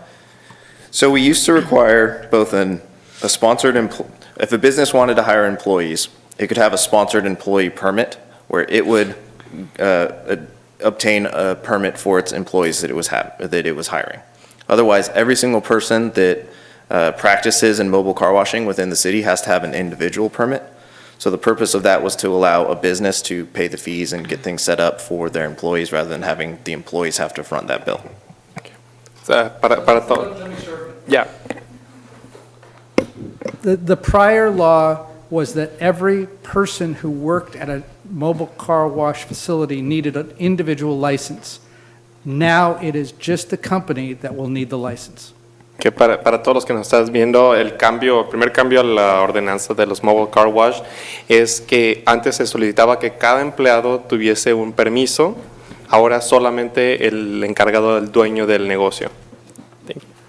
Okay, the second main change is that we used to require certain things to be kept documentation-wise, how many cars they wash, how much water they use, where they're disposing of their water, things like that. We used to require these to be submitted to the city on a quarterly basis, and now it's moving to an annual basis. So now we only need one report once a year instead of 4 reports every 3 months. Okay. Anteriormente se solicitaba 4 reportes al año, ahora solo en relación, it's how many customers and dispose all the report. El reporte que solicitaba 4 veces por año ya nomás va a ser 1 vez por año. ¿Y de dónde desechan el agua? There were 1 every 3 months. 4 total. Yes. Now it's only one. Any other questions? That's uno. And the last element that was, we eliminated a requirement for a surety bond. So there's no longer a requirement for a bond. Ahora ya no se está solicitando el bond is like it's a Security interest, financial instrument, security interest, insurance policy. Okay. Security bond, you have to say security bond, because that's what it is. I know. It says, yeah, let's Google that one. Él comentaba que ya desde ahora ya no, si se pasa esta ordenanza o estos cambios, ya no se va a necesitar un security bond que antes se tenía. Un bono de seguridad, muchas gracias, que estaría cubriendo cualquier daño. It's like that would cover any damage to the... Protection to the city and protection to the environment. Que cubriría cualquier... que protegía la ciudad y también el medio ambiente. Thank you. Any other questions? Okay, I'd like to open up for a public hearing. Madam Clerk, do you have any requests to speak or written correspondence? Madam Mayor, I have no requests to speak. I have no requests to speak online and no written communications. Okay, I'll close the public hearing and bring this item back to the council for any further discussion and/or a motion. If there's not a comment, Madam Mayor, I would like to move the motion to make the technical amendments to the Santa Maria Municipal Code. Second. Okay, and I have a second? Okay. Any further discussion? Hearing none, Madam Clerk, could you please call the roll? Councilmember Escobedo. Aye. Councilmember Cordero. Aye. Councilmember Waterfield. Aye. Councilmember Soto. Madam Mayor Patino. Aye. Next, we have a regular business item. Madam Clerk, could you please read the title? The City Council will receive a presentation on the city roadway and maintenance programs and consider approving the city's standards, policies, and procedures to extend pavement infrastructure useful life. Mr. Fulgoni, I'll have you do the introductions. Thank you. Thank you. Good evening, Mayor and council members, again. This is Joe Ryrie, and he's going to, Ryrie, excuse me. He's going to be joining us tonight, and he's got the clicker. But what we have for you tonight is a presentation by Mr. Ryrie with Pavement Management, or Pavement Engineering Incorporated, and they're our consultant that generally advises us on pavement issues in the city. They've been doing this for us for years, and we thought that it would be a good opportunity to have Joe come and provide you with what should be an excellent presentation in helping educate all of you on pavement maintenance and the different things and the different techniques and things that we use in order to manage our program. And it's also going to give you an idea of the different challenges that we face as a city. And so Joe does this throughout California, has advised many cities, and tonight he's going to be providing us with a presentation. So with that, I'll go ahead and turn it over to Joe. Thank you, Brett. Madam Mayor and mayors of the City Council, it's wonderful to be with you again. I was with you last July, and the fact that I'm here less than a year later tells me that your roads must be important to you. And so I'm happy to be able to talk to you about your pavements. Tonight, our presentation goals will be to review a little bit about Pavement 101 to give us some basic understanding of pavements, and then turn into pavement management principles and review those ideas for how to manage your pavements. I want to review our latest assessment findings with you and then review some recommendations. So, Pavement 101. Pavements, the structure of pavements, the thickness of a pavement depends on two forces. First is the loading from the top, how heavy are the vehicles that are driving on it, and the amount of those vehicles, and what is the soil that it's built upon. The lower the quality of the soil and the heavier the loading, the thicker that pavement needs to be. And that's really an important principle to understand, because we're going to come back to that in a minute. Pavements, asphalt pavements, deteriorate two different ways. One is environmentally, and the other is by heavy loads.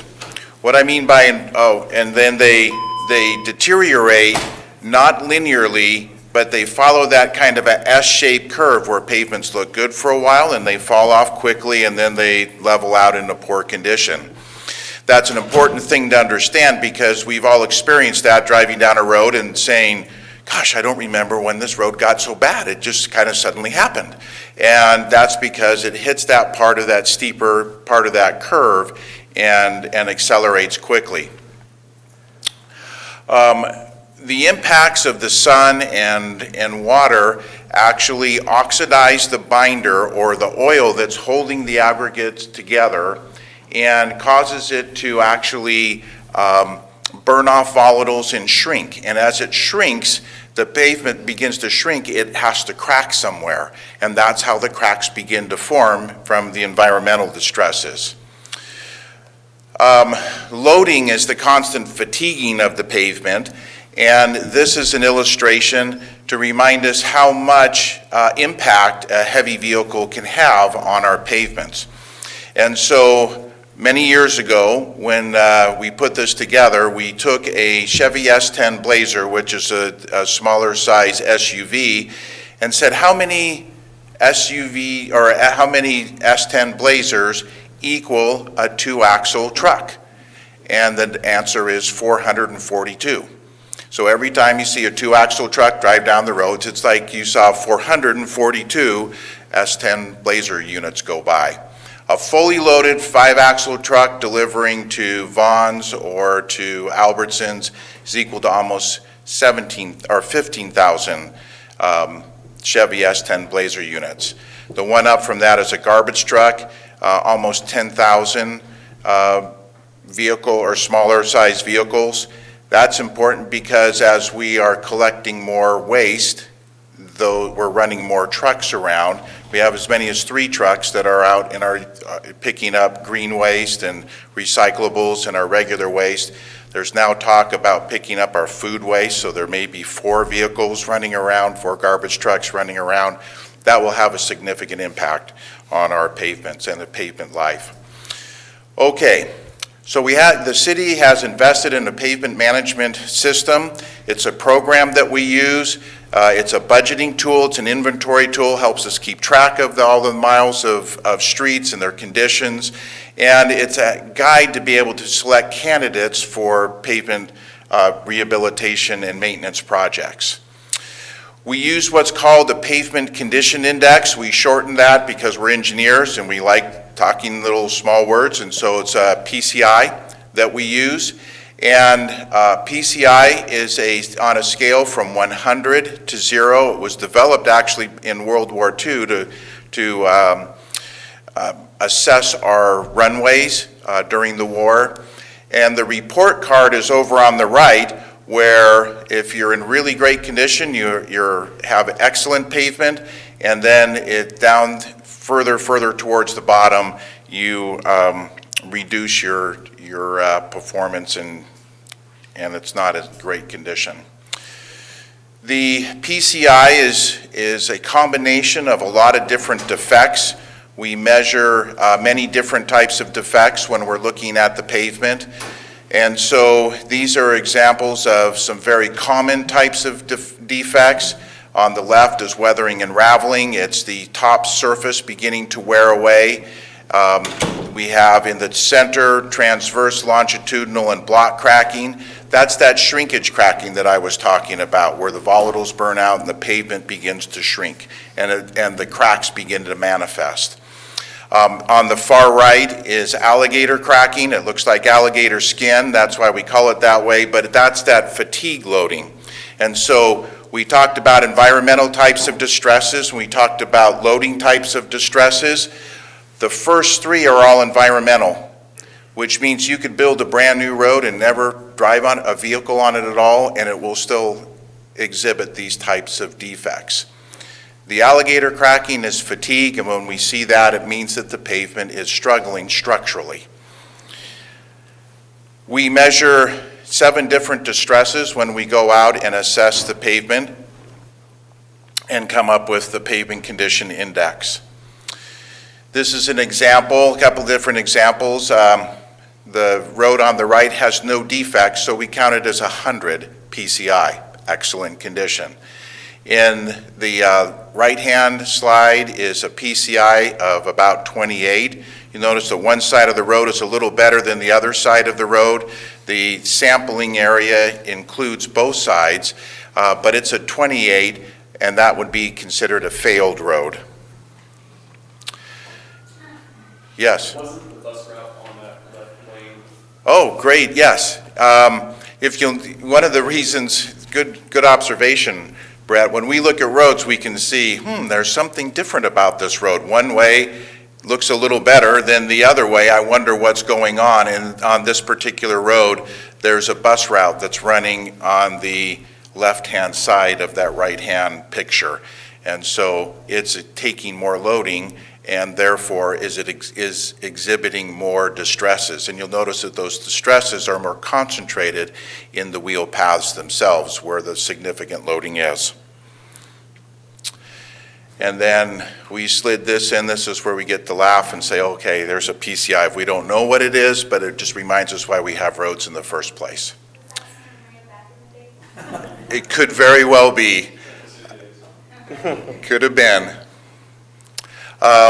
So with that background, now let's go into some pavement management principles. What do we need to do to be able to manage our system?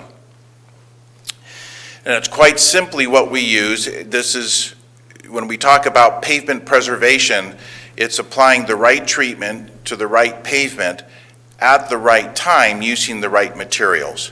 Now, I want to illustrate that graphically and take us back to our deterioration curve. And when we talk about doing the right treatment at the right time, we're talking about exactly that. At different points of the deterioration curve, there are different treatments that are going to have more impact than others. I want to illustrate for you that when pavements are in better condition and they're just beginning to crack, the best thing we can do for them is to fill the cracks and keep the water out of the pavement so it's not seeping through the pavement and then seeping through to the underlying structure. When pavements are in poor condition, they need to be reconstructed. Never would you take a brand new pavement and reconstruct it, and conversely, you don't take your crack seal treatments on really bad pavements and try and do that. You're wasting your money. So the right treatment at the right time to the right pavement is what you want to focus on. So that's an important principle to understand. When you have limited money, which I don't know any city in California that doesn't, and Santa Maria is not alone there, there are 3 different types of strategies that you can apply. Thinking about the deterioration curve, you can focus your limited funding on the best streets. And that's kind of a top-down approach where you're taking all of your money and you keep working on your best streets, your best streets, your best streets.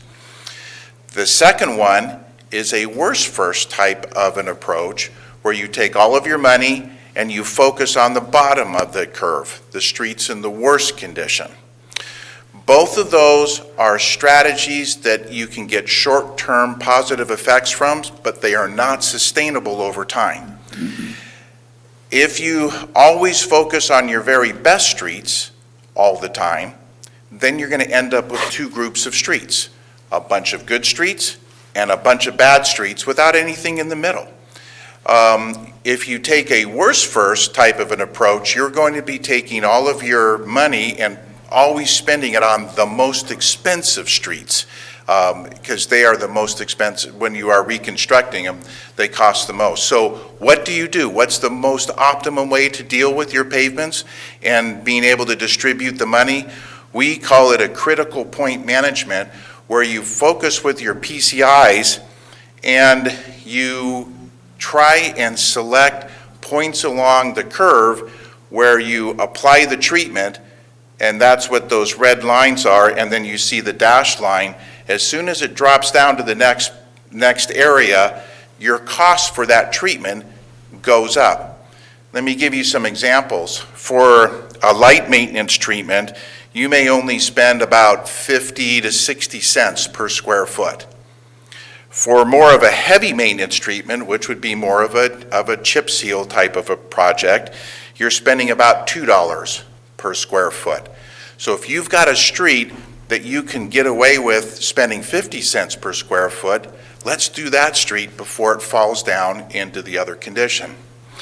If you keep going down the curve, your light rehabilitation is about $6 a square foot. Your heavy rehabilitation gets to about $10 per square foot, and your reconstruction can be $20 to $25 a square foot. And so when you're trying to balance and spread your money out, you're trying to focus on each one of those red areas. That's the critical point before it falls to the next major treatment. So you with me so far? Okay, now let's go to the assessment finding. Don't drive on the road? I wish we could say that, but remember, the roads are still going to deteriorate from the environmental distress or environmental effects as well. So you can't win, really. Once you build a road, it starts deteriorating. Okay. So let's go over Santa Maria. Not Santa Barbara, Santa Maria. That was pretty funny, by the way. The city of Santa Maria has 228.8 centerline miles. What's a centerline mile? It's right down the middle of the road. It doesn't matter if it has 2 lanes or 4 lanes or 6 lanes. You just count down the center of the road. You have 52, almost 53 million square feet of pavement. That's a lot of pavement that you're responsible for. It's a huge asset. Right now, your overall system-wide weighted PCI is a 68. That's a desirable place to be. The higher up you go on your PCI, the less money you have to invest in order to be able to keep your PCI in that condition. Your replacement value is over $1 billion. If you needed, that's why I say it's a huge asset that you're maintaining. And that's just the pavement itself. That's not curb and gutter, it's not sidewalks, it's not curb ramps, it's not signals, it's just the pavement. If you had to replace all of your pavement, you would need $1 billion to be able to do that. Okay, so how have we been doing? It's been our privilege to be updating your system since 2018, and I thought it would be fun to see how we were doing. So in 2018, the city had an overall PCI of 70, but we also want to look at it in terms of a functional class. A functional class is how we break up the pavement's use. Your arterials are the most used streets, your collectors are the in-between streets, and your residentials are the ones that the homes are on. And so they're only used by the local people. In 2018, the city's PCI, the average PCI for the arterials was a 75. So it was in better condition than any of your other classifications. When I reported to you last July, in 2021, the arterials had dropped to a 68, the collectors were at a 64, and the residentials you'd maintained those at a 68.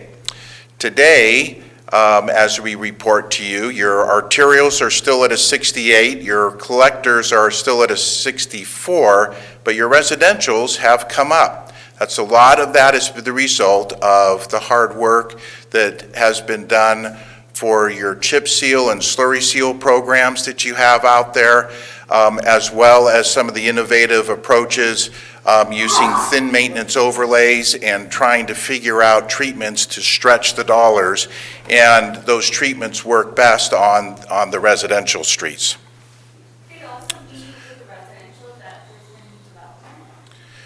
That would also affect it as well, yes. Development. Yes, very observant. Okay. Let me point out, 67 was the average PCI in last July. Right now, the average PCI is a 68. Those PCIs are really close to each other, but it's almost like a woohoo moment. You know, and if anything, it's telling us we're keeping consistent. We're winning the battle of holding things together.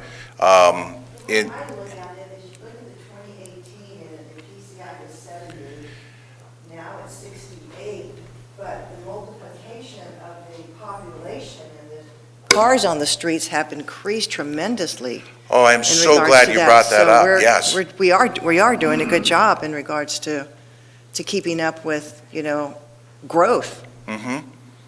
Yes, and that's one thing that I wanted to point out to the council. It's a concern that I have, and so if we can hold that thought, okay. I'll jump to that, but that's very good. But yes, this is a woohoo moment because so far we've been able to hold it together. And that's with the limited budget too. Mm-hmm. So we say it's a 68. This is how it breaks down in 10-point increments. So each one of those bar graphs represents the percentage of your asphalt pavement in that 10-point spread. Over 50% of your pavement is between the 90 and 70 range. That's significant because that's on that upper part of the curve, and those are the treatments that we need to focus on that are the 50 to 60 to like the $2 range treatments that we need to focus on. If we don't focus on those treatments and they continue to move further down the graph, that's where we run into those more expensive treatments. So 50% of your system needs maintenance help in order to be able to preserve them and hold them together. So let's go over some funding needs. We've run some scenarios, and I thought it would be good from a representative point of view to show you what we presented to the council in last year in July, and we ran 4 different scenarios. We ran the scenario where what would it take to maintain the system, and in July it was a 67, and it would take $10.1 million per year annually in order to maintain that. Now that's a significant number. It's gone up since then, But again, we're only spending $4.5 million, and somehow we've managed to stretch those dollars and hold things together.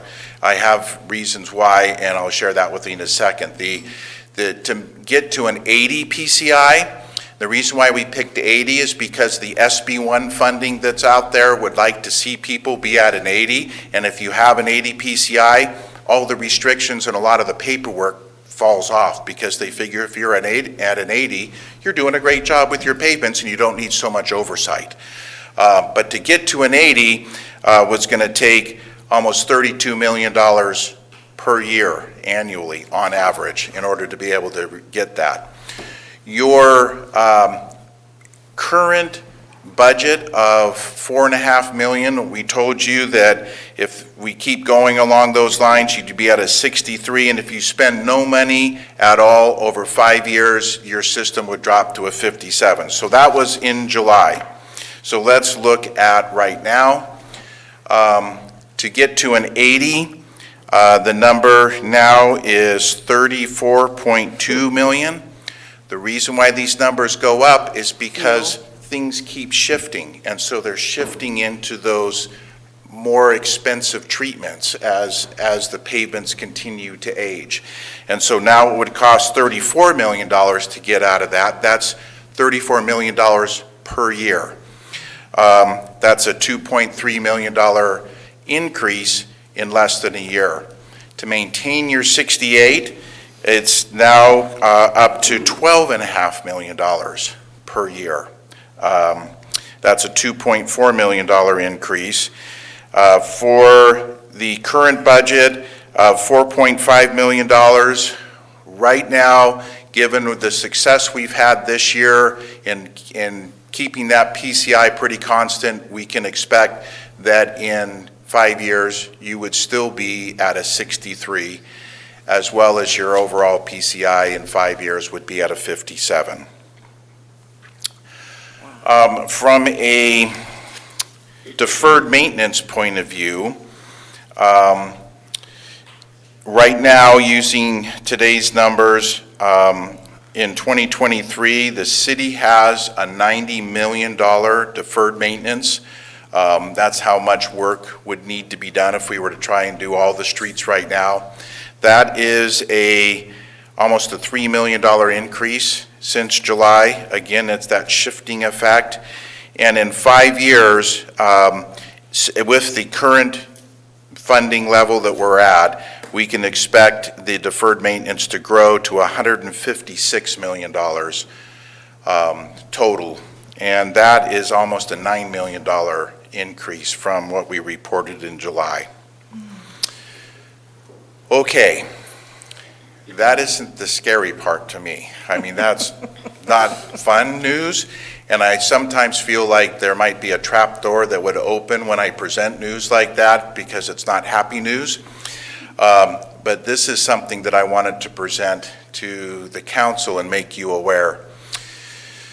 You have several cities, and this gets back to your point, Councilwoman Waterfield, about the more significant use of the roads. And so these are a few roads that that Public Works had us investigate. When I mean investigate, we went out and we did non-destructive testing on it, so we were able to determine the in-place structural deficiency of the road. In other words, how much more asphalt is this road looking for? Remember that section that we looked at up in that upper corner? The loading and the underlying soils determines how thick that pavement needs to be. So the right-hand column is letting us know that on Betaravia Road from Bradley to Broadway, we need an additional 4¼ inches of asphalt to be able to withstand the loading conditions that are there. On Suey Road between Coral and Main Street, 6½ inches of additional asphalt. Yes, Brett.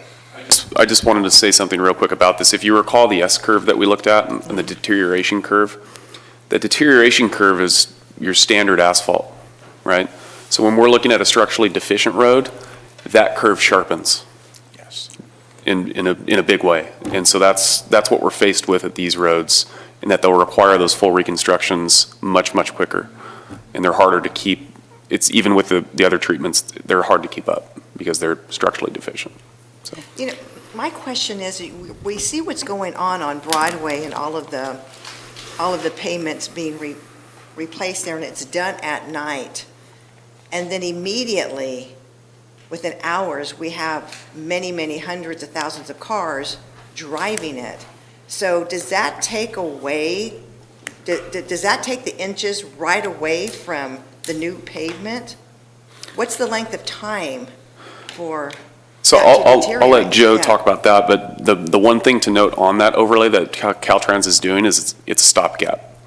That road is structurally deficient as well. And so what Caltrans is doing is trying to buy a little bit of time to keep their roads smooth, but it's going to deteriorate much faster than it typically would if they were to, complete the section that it was supposed to. But Joe, on the other item.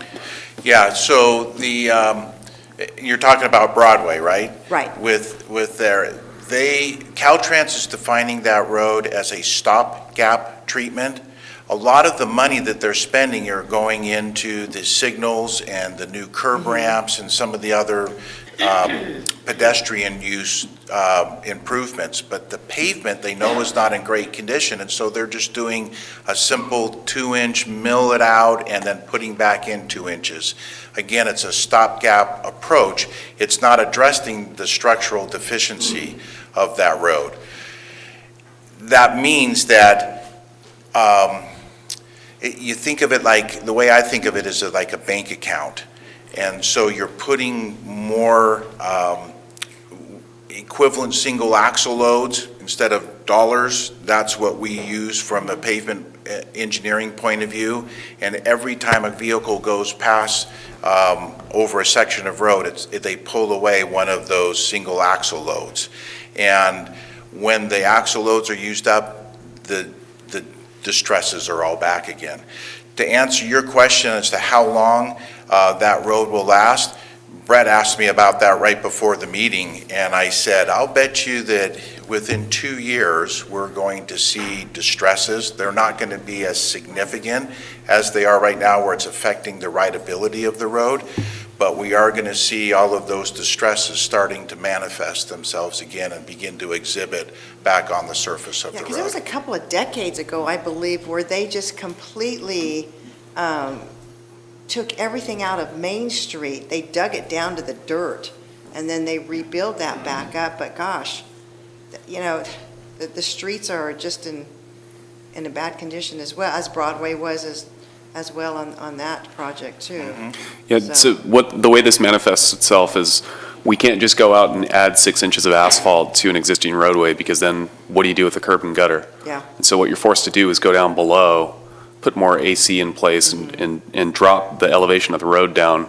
and then add that asphalt back.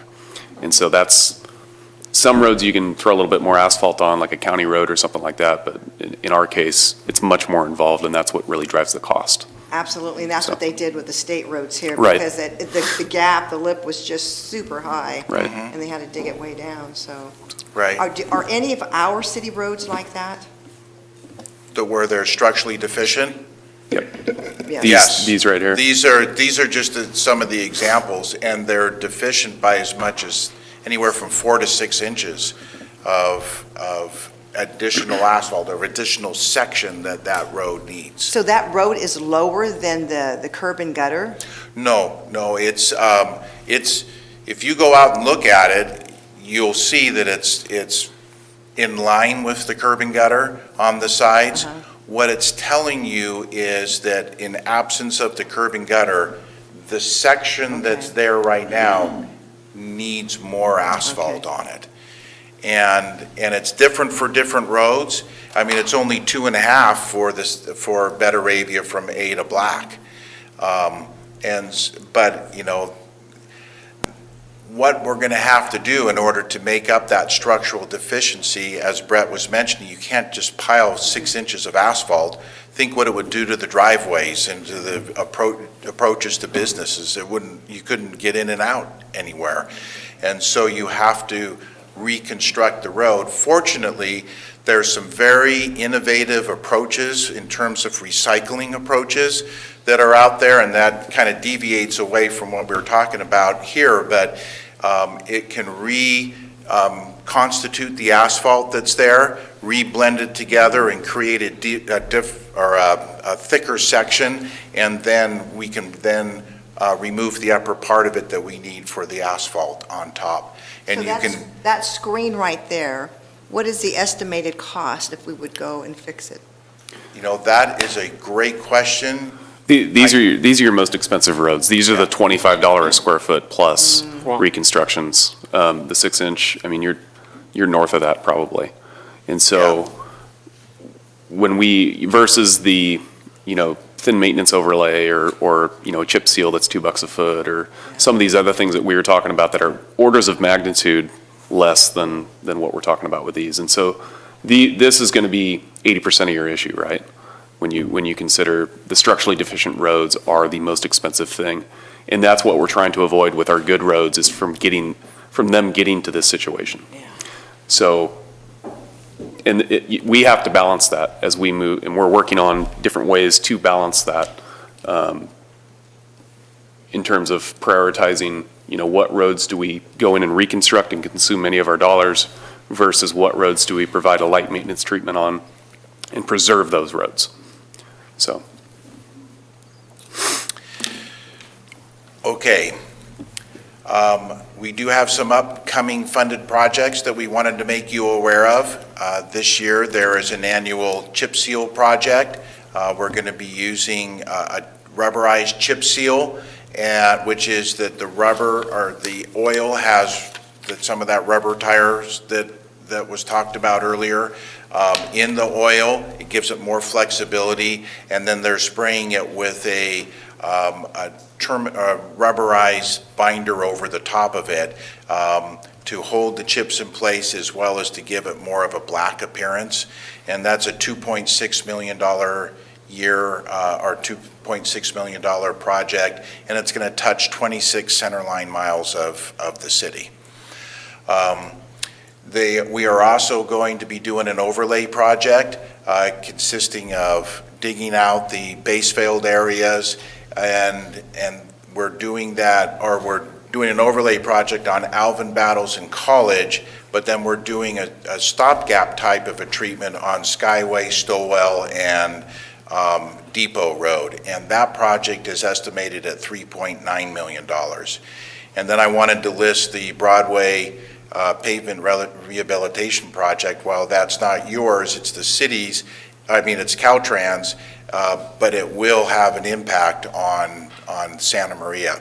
But that's estimated at $15 to $20 million. So a lot of construction coming up within the city of Santa Maria. Too bad we couldn't count the PCI improvement for Broadway in your PCI. You'd look good for a little while. But you don't want to have them relinquish that road to you. It would be a huge Oh my God, heck no. expense. That's why I don't want it in the city. Yeah, you're struggling maintaining what you own. Absolutely. You don't want any more streets. Okay, so in summary, the citywide, from this report, the citywide PCI has increased from a 67 to a 68, with most of that increase being represented in the residential streets. The deferred maintenance has increased from 88 million in July to 90.8 million. And in 5 years, it's expected to increase up to 156 million, based on if we would keep spending the same amount of $4.5 million per year. We reviewed the impact of increasing the loading or the increased loading of the arterials, and we've already seen that PCI drop since 2018 to now. We've seen it drop from 75 to 68, and we will probably in future reports continue to see that continue to drop and accelerate because it's on that steeper part of that curve. It's at the top of it now and getting ready to slide down. And then we reviewed some upcoming funded and scheduled projects. I need to, at this moment here, pause just for a second and just give kudos to the way that your city works with each other. I mention it because I really believe that it is one of the things that's helping to hold your PCI where it's at with the limited funding. I get a chance to work with a lot of different cities, and I don't see everybody playing well with each other.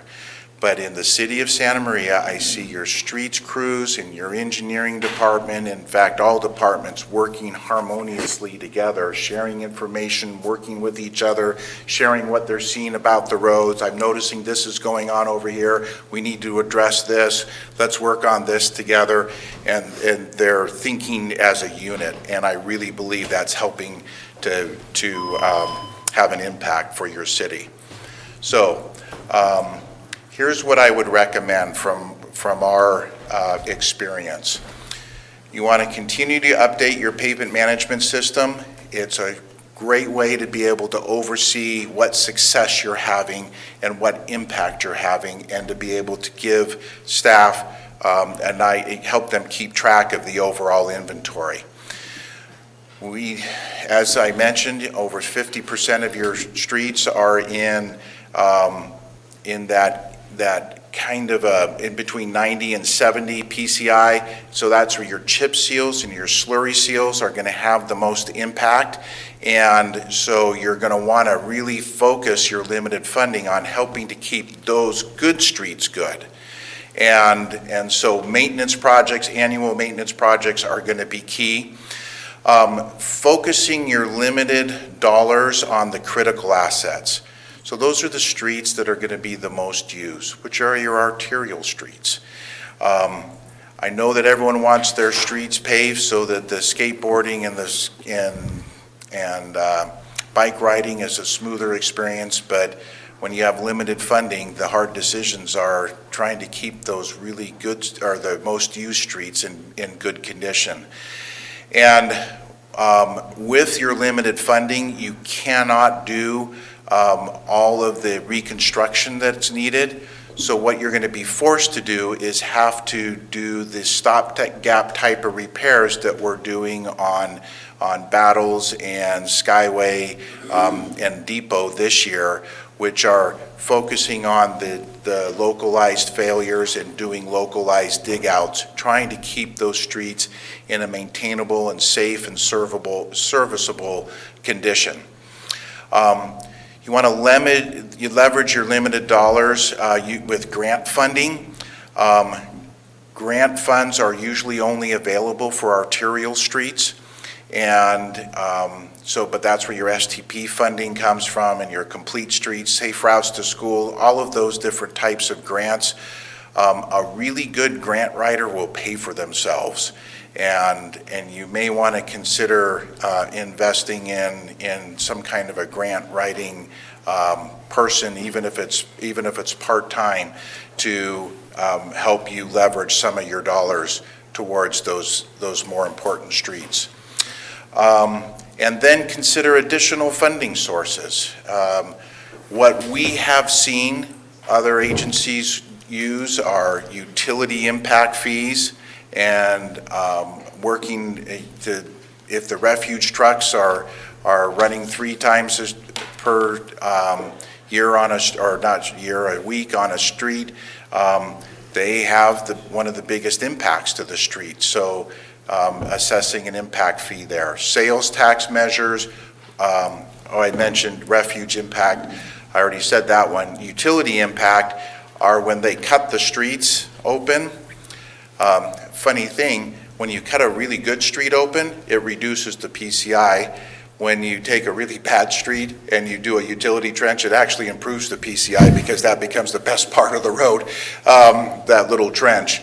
But you don't want bad streets, and so a utility impact fee or a moratorium that would stop them from cutting into your streets. And then parcel taxes are other things that I've seen, and then leveraging those to do some kind of a bond measure to give you a quick infusion of a lot of money to get your PCI up higher and into a more maintainable situation. Okay, that was a lot of information, but hopefully it was helpful, and now I'll be happy to answer any questions. Any questions from the council? I'm good. Yeah. Mr. Cordero? Thank you, Madam Mayor. When you gave the centerline roadway centerline statistics, I want to assume that that does not include Main and Broadway or 166 and... Nope. It does? Okay. It does not. None of the state routes and no private streets are included in that. Okay. Thank you. Any other questions? You must have done a good job because you don't have any questions. Holy cow. Okay. No, I think you answered a lot of them as you went along with your presentation. Okay. Thank you very much. Thank you. Yeah. Our salaries, right? Do we have like 30 million?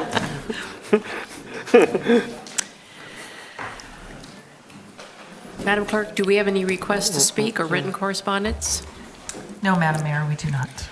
Well, I'll bring this item back to the council for any further discussion and/or a motion. I move to adopt a resolution confirming city standards, policies, and procedures to extend pavement infrastructure useful life. I'll second. And you want Jason to write a check for all this too? Yes. Okay. Okay, I have a motion and a second to adopt the resolution. Any further discussion? Hearing none, Madam Clerk, can you please call the roll? Councilmember Soto? Aye. Councilmember Escobedo? Aye. Councilmember Cordero? Aye. Councilmember Waterfield? Aye. Madam Mayor Patino? Aye. Next, we have a regular business item. Madam Clerk, could you please read the title? The City Council will consider the quarterly financial report for the third quarter ending March 31st, 2022, and budget amendments to approve operational changes to the 2021-22 budget. And the staff report will be made by Director of Finance, Ms. Harvey. Good evening. Good evening, Honorable Mayor. I hope your report isn't as depressing. I don't think so. Oh, good, thank you. Good evening, Honorable Mayor, council members, staff, and public. Tonight, I will briefly present the quarterly financial report for the third quarter ended March 31st, 2022. I will be primarily reviewing the general fund, including Measure U, and enterprise funds. The beginning general fund balance of $10,071,000 is the unaudited balance at July 1st, 2021. Through the third quarter, general fund revenues are ahead of projections, most notably because of a one-time $10 million revenue loss allocation allowable under the American Rescue Plan Act, or ARPA. In January, the U.S. Department of the Treasury issued the final rule for eligible uses of coronavirus state and local fiscal recovery funds that were established under ARPA. The final rule includes an option for the city to elect a revenue loss standard allowance of up to $10 million of the city's $37.2 million ARPA award.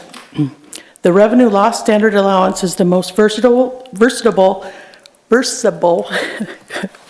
get that word out, versatile use of ARPA funds and can be used to fund almost any government services.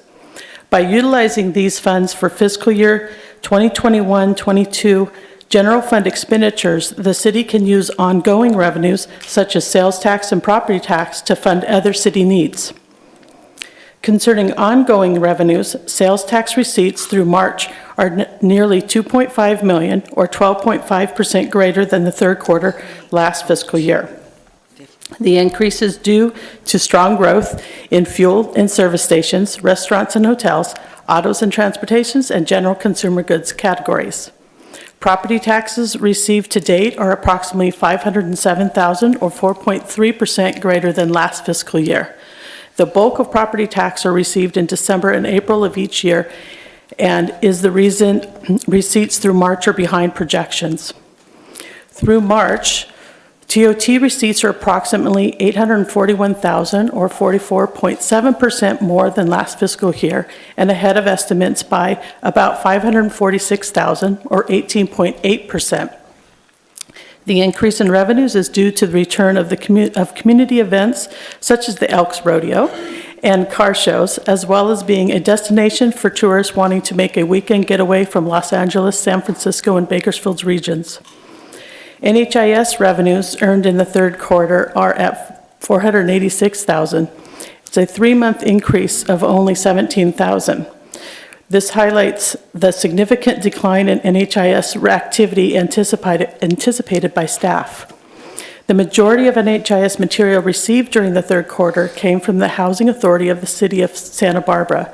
The city also received material from Pacific Coast Energy Company Orchid Hill Field Project and the Vincent B. Lease Project. The city continues to project a decline in NHIS projects, and with changes in the landfill operations, the NHIS program is proposed to sunset at the end of fiscal year 2021-22.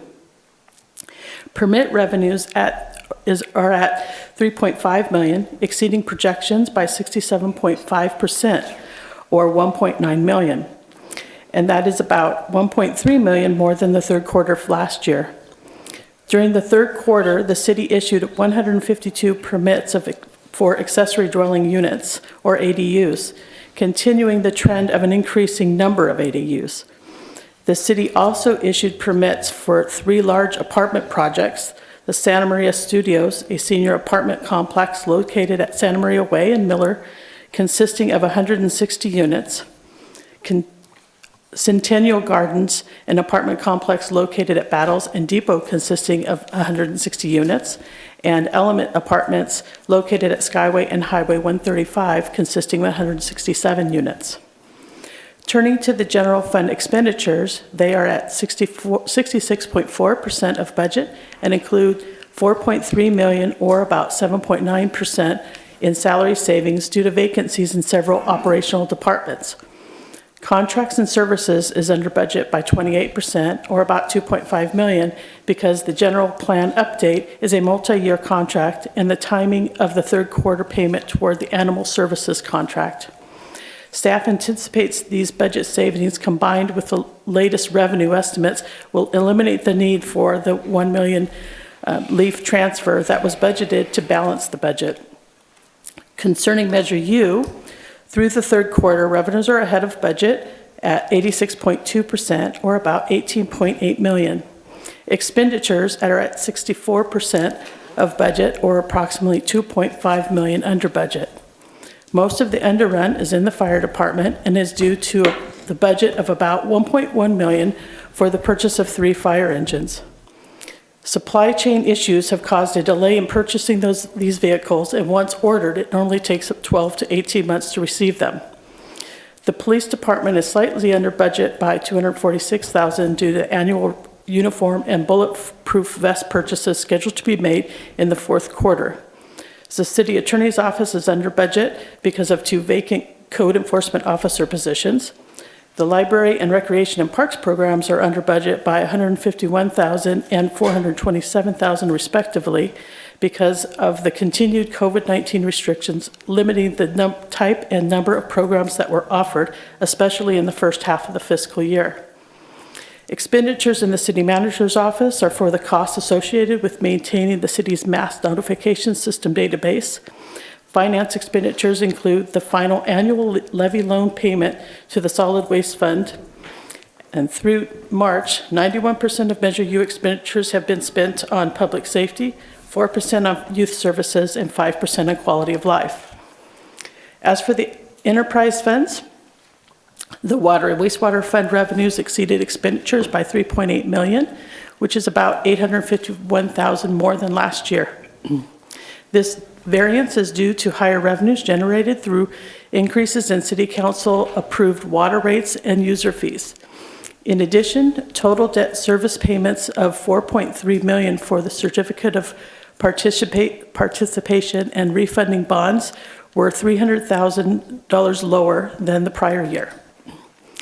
Water and wastewater operations expenses are under budget by 14.2%, primarily because of fewer repair and maintenance expenses incurred to date and personnel savings from vacant positions. For the solid waste fund, expenditures exceeded revenues by about $5.1 million because of $6.1 million that was expended for the landfill liner construction expansion project. Solid waste operations are under budget by approximately $3.4 million, or 11.2%. The transit fund third quarter revenues are less than expenditures by about $371,000 due to pending grant receipts in operations and capital projects. Fare revenue through the third quarter is nearly $486,000, which is about $125,000 or 35% more than adjusted fares earned through the third quarter of the prior year. The fare box ratio through March is 13.4% based on fares received and operating expenses paid to date. In conjunction with the third quarter financial report, staff is recommending 9 personnel and budget amendments presented for council's consideration. That concludes my report, and I'm available to answer any questions. Any questions of Ms. Harvey? I have one question. The ARPA money, is that generated from COVID money for the government had? Thank you for that question. The government authorized a large bill, the American Rescue Plan Act, and within that, they had a portion that was set aside for agencies that to do certain projects. And so there's certain requirements under that ARPA. There's different categories of expenditures and category of projects that we have to meet in order to use those funds. And we were granted 37.8 million. And we have identified certain projects that that meet those criteria, and we'll be able to utilize that. So ARPA is part of the COVID money then? Okay, the reason I ask is because I was listening to a report of all the fraud with the COVID money that ran into billions of dollars, and now they're looking to audit everything. So I'm kind of wondering, would they maybe later on down the road request this money back from us? Or do we go through a thorough auditing with the government of what we have done?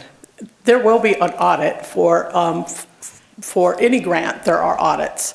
It depends on what they choose and who they choose, how they're going to go about that. But there will be audits, and we do have to maintain records on all of our expenditures, which we are doing. And we do report on this quarterly now to the government, and we have to. There's a lot of reporting requirements, I will say, with that. Okay. And with the $10 million revenue loss, initially when they came out with their rules, it was based on a calculation that you had to use. And in that calculation, you could not use, you had to include a lot of things that, like, for example, Measure U was in our base year, and so, or was not in the base year. It was when we started it in April, so in 1920 was, or 1819, when the Measure U came into play, right, in April of 19. That was the base year, so that we had lower revenue, so we automatically didn't fall into being able to claim the revenue loss under the original rules. So the final rule coming out and giving us that option to utilize 10 million of our funds for reimbursement and using it for general fund government services really gave us a lot more ability to utilize those funds in the way that we would like to use them, but we feel is going to be the best for our community. Okay, thank you. Mr. Cordero. Thank you, Madam Mayor. Mary, the auditing process, that's normal for all money that comes from the federal. That's not a procedure just for ARPA or COVID or any of that.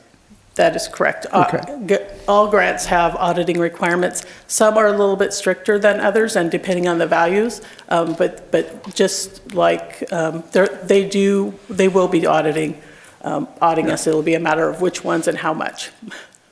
Any other questions to Ms. Harvey? No. Mr. Escobedo? Thank you, Madam Mayor. Thank you for the presentation. One simple question would be, how are we doing with our savings? With our savings, we're doing good. To sum that up, because of this influx of money that will help us, currently we are, the current policy that council has placed is that at the end of each fiscal year, we look at what the revenues over our expenditures, and if we have more revenues than expenditures in the general fund, then those are split three ways. 1/3 going to capital projects, 1/3 going to pension reserve for our unfunded liability, and then 1/3 going to LEAF. So we have been doing that, and we have, as of the beginning of 2021, our fund balance in LEAF is at about 11 million now, which is right about the highest we've been since we've ever been in there. So that's good. I think it's 11.4 million is the highest we've been. So we're back up to that level, which is good. With this new money, that obviously will help us to make that grow as well. And then in our pension reserve, as of the beginning of this year, we're at 4.7 million. So that's been in 6 years. We've been able to get up to 4.7 million. So again, this will help to build those even more and have some more discretion. Ms. Soto? Thank you. Thanks. So I know that right now it's a really unusual time for employers, and I'm seeing that here with the number of vacancies that the city of Santa Maria is experiencing right now. But what I have noticed over the last couple of years, well, since my time on the council, is that of course part of a healthy organization too is having turnover, right? But I'm curious to know, when as we're preparing for the budget season again, are we going to be taking that into consideration? Because I know we're often talking about how there's never enough money, and so I wonder, is there a way for us to be able to account, okay, we can expect to have X percent of vacancies, and will that give us some wiggle room when it comes to being able to fund other projects? Because I understand the importance of being really cautious when it comes to our financials, but I also think it's important for us to be realistic, and it doesn't help for us to be, I don't keep adding more to our savings when there's a lot of gaps like our roads that we can also be funding. And so I think that there could always be a balance, but I'm just curious as to what our thoughts are. Yeah, thank you for that question. Yes, we are looking at all the different options that we have and what recommendations we may make to council to, like you said, have that balance, because there are a lot of needs, and certainly there's more needs than we have ongoing money, so that and so we're being careful about how we utilize those and what we do as an ongoing versus one time. And a finance director will tell you there's never a one time. There's always some other costs that come along the way. But those that take a bigger chunk at one time, and then can we manage those ongoing costs as well? So we are taking a look at that. We are taking a look at, yes, we know that there's still going to be vacancies, although we would, I'm sure I could speak for every director here, we would love to fill all of them because we all need them filled. So again, it's kind of that balancing act of saying how much is it realistically going to be, and how can we make that manage. Any other questions? Okay. Madam Clerk, do we have any requests to speak or written correspondence? No, Madam Mayor, we do not.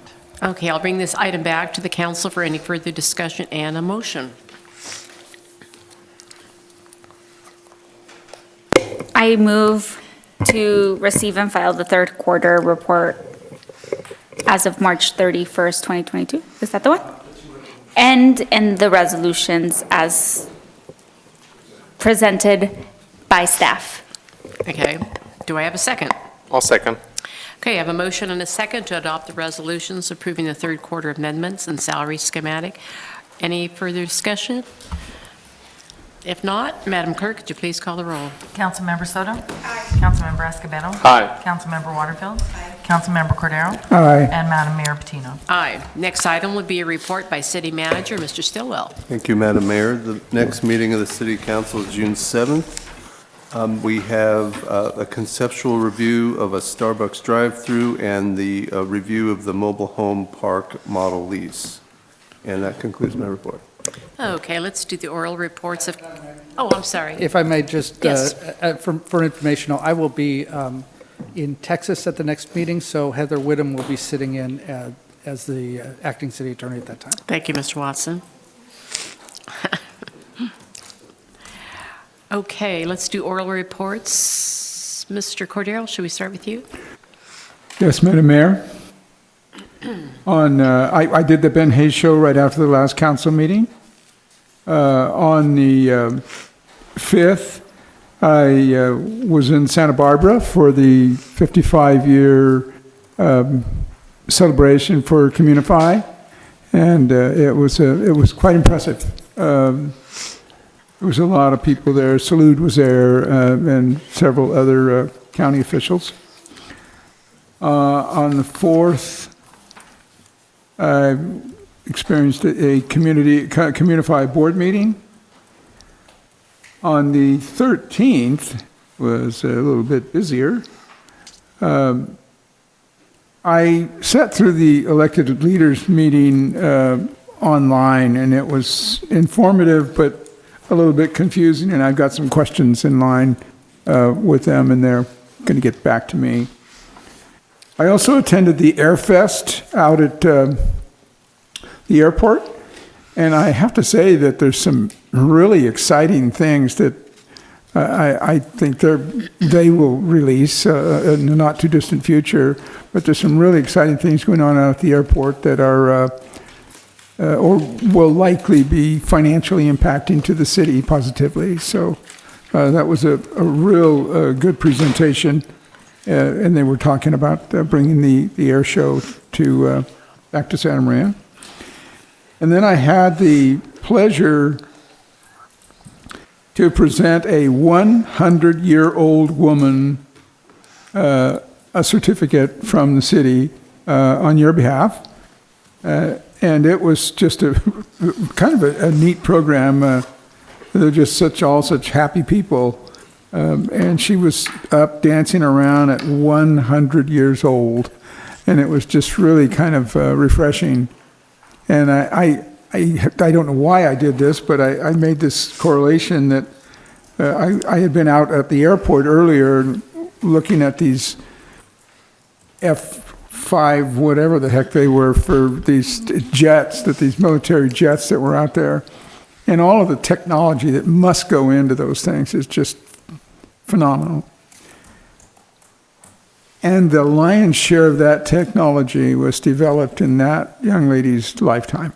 And it was just amazing to celebrate with her. They had 3 cakes that listed the 100 years.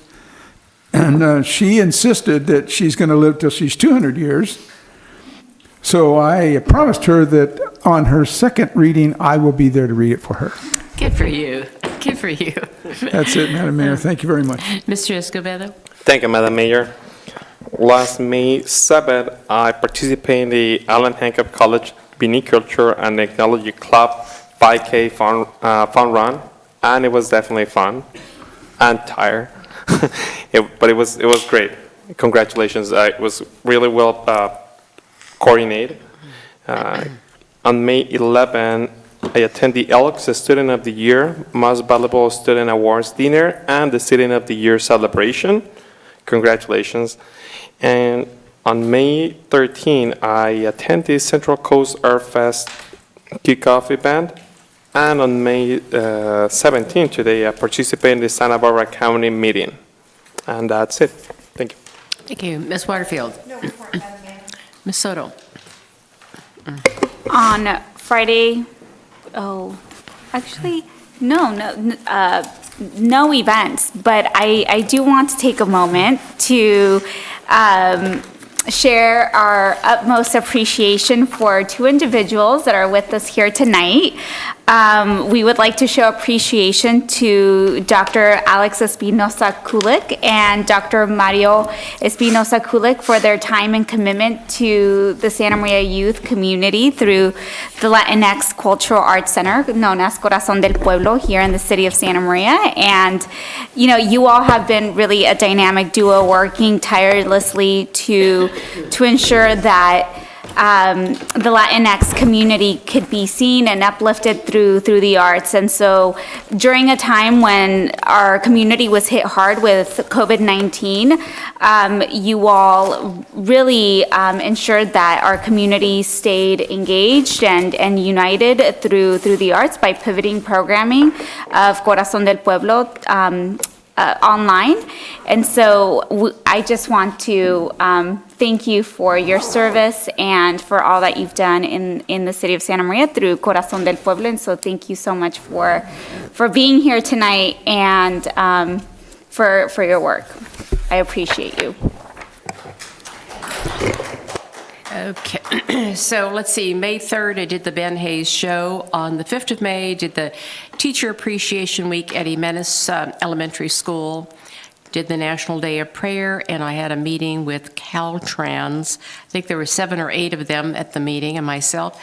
On the 6th of May, I did the Santa Maria Airport meeting and did a ribbon cutting for Sky River RV and did my California Mayor's meeting. On May 9th, I attended the SBCAG Broadband Ad Hoc meeting, and I met with the mayor's teen council meetings, which I meet at Santa Maria High School and Pioneer High School. Attended the junior CEO graduation and celebration event that was held at Toyota, where these young kids, they're 6th graders, and they have a project of starting a small business. They have to figure it out. They have to do the marketing and do their profit and loss statement. And so it was very interesting to see these young kids there with their parents also. On May 10th, I went to the library. Margaret Cooper retired from the airport board. Where a lot of slips to see from the library board. So May 11th, did the North County Sub-Regional meeting and attended the Elks for their Student of the Year and the Most Valuable Student Awards.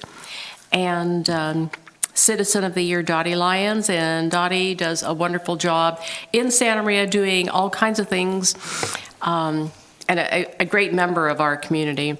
May 12th, I did the Santa Maria Annual FFA Awards dinner at Santa Maria High. It was held at the Vets, and had a Santa Maria Airport meeting, and I guess that was it. Any other questions? Comments? This meeting is adjourned.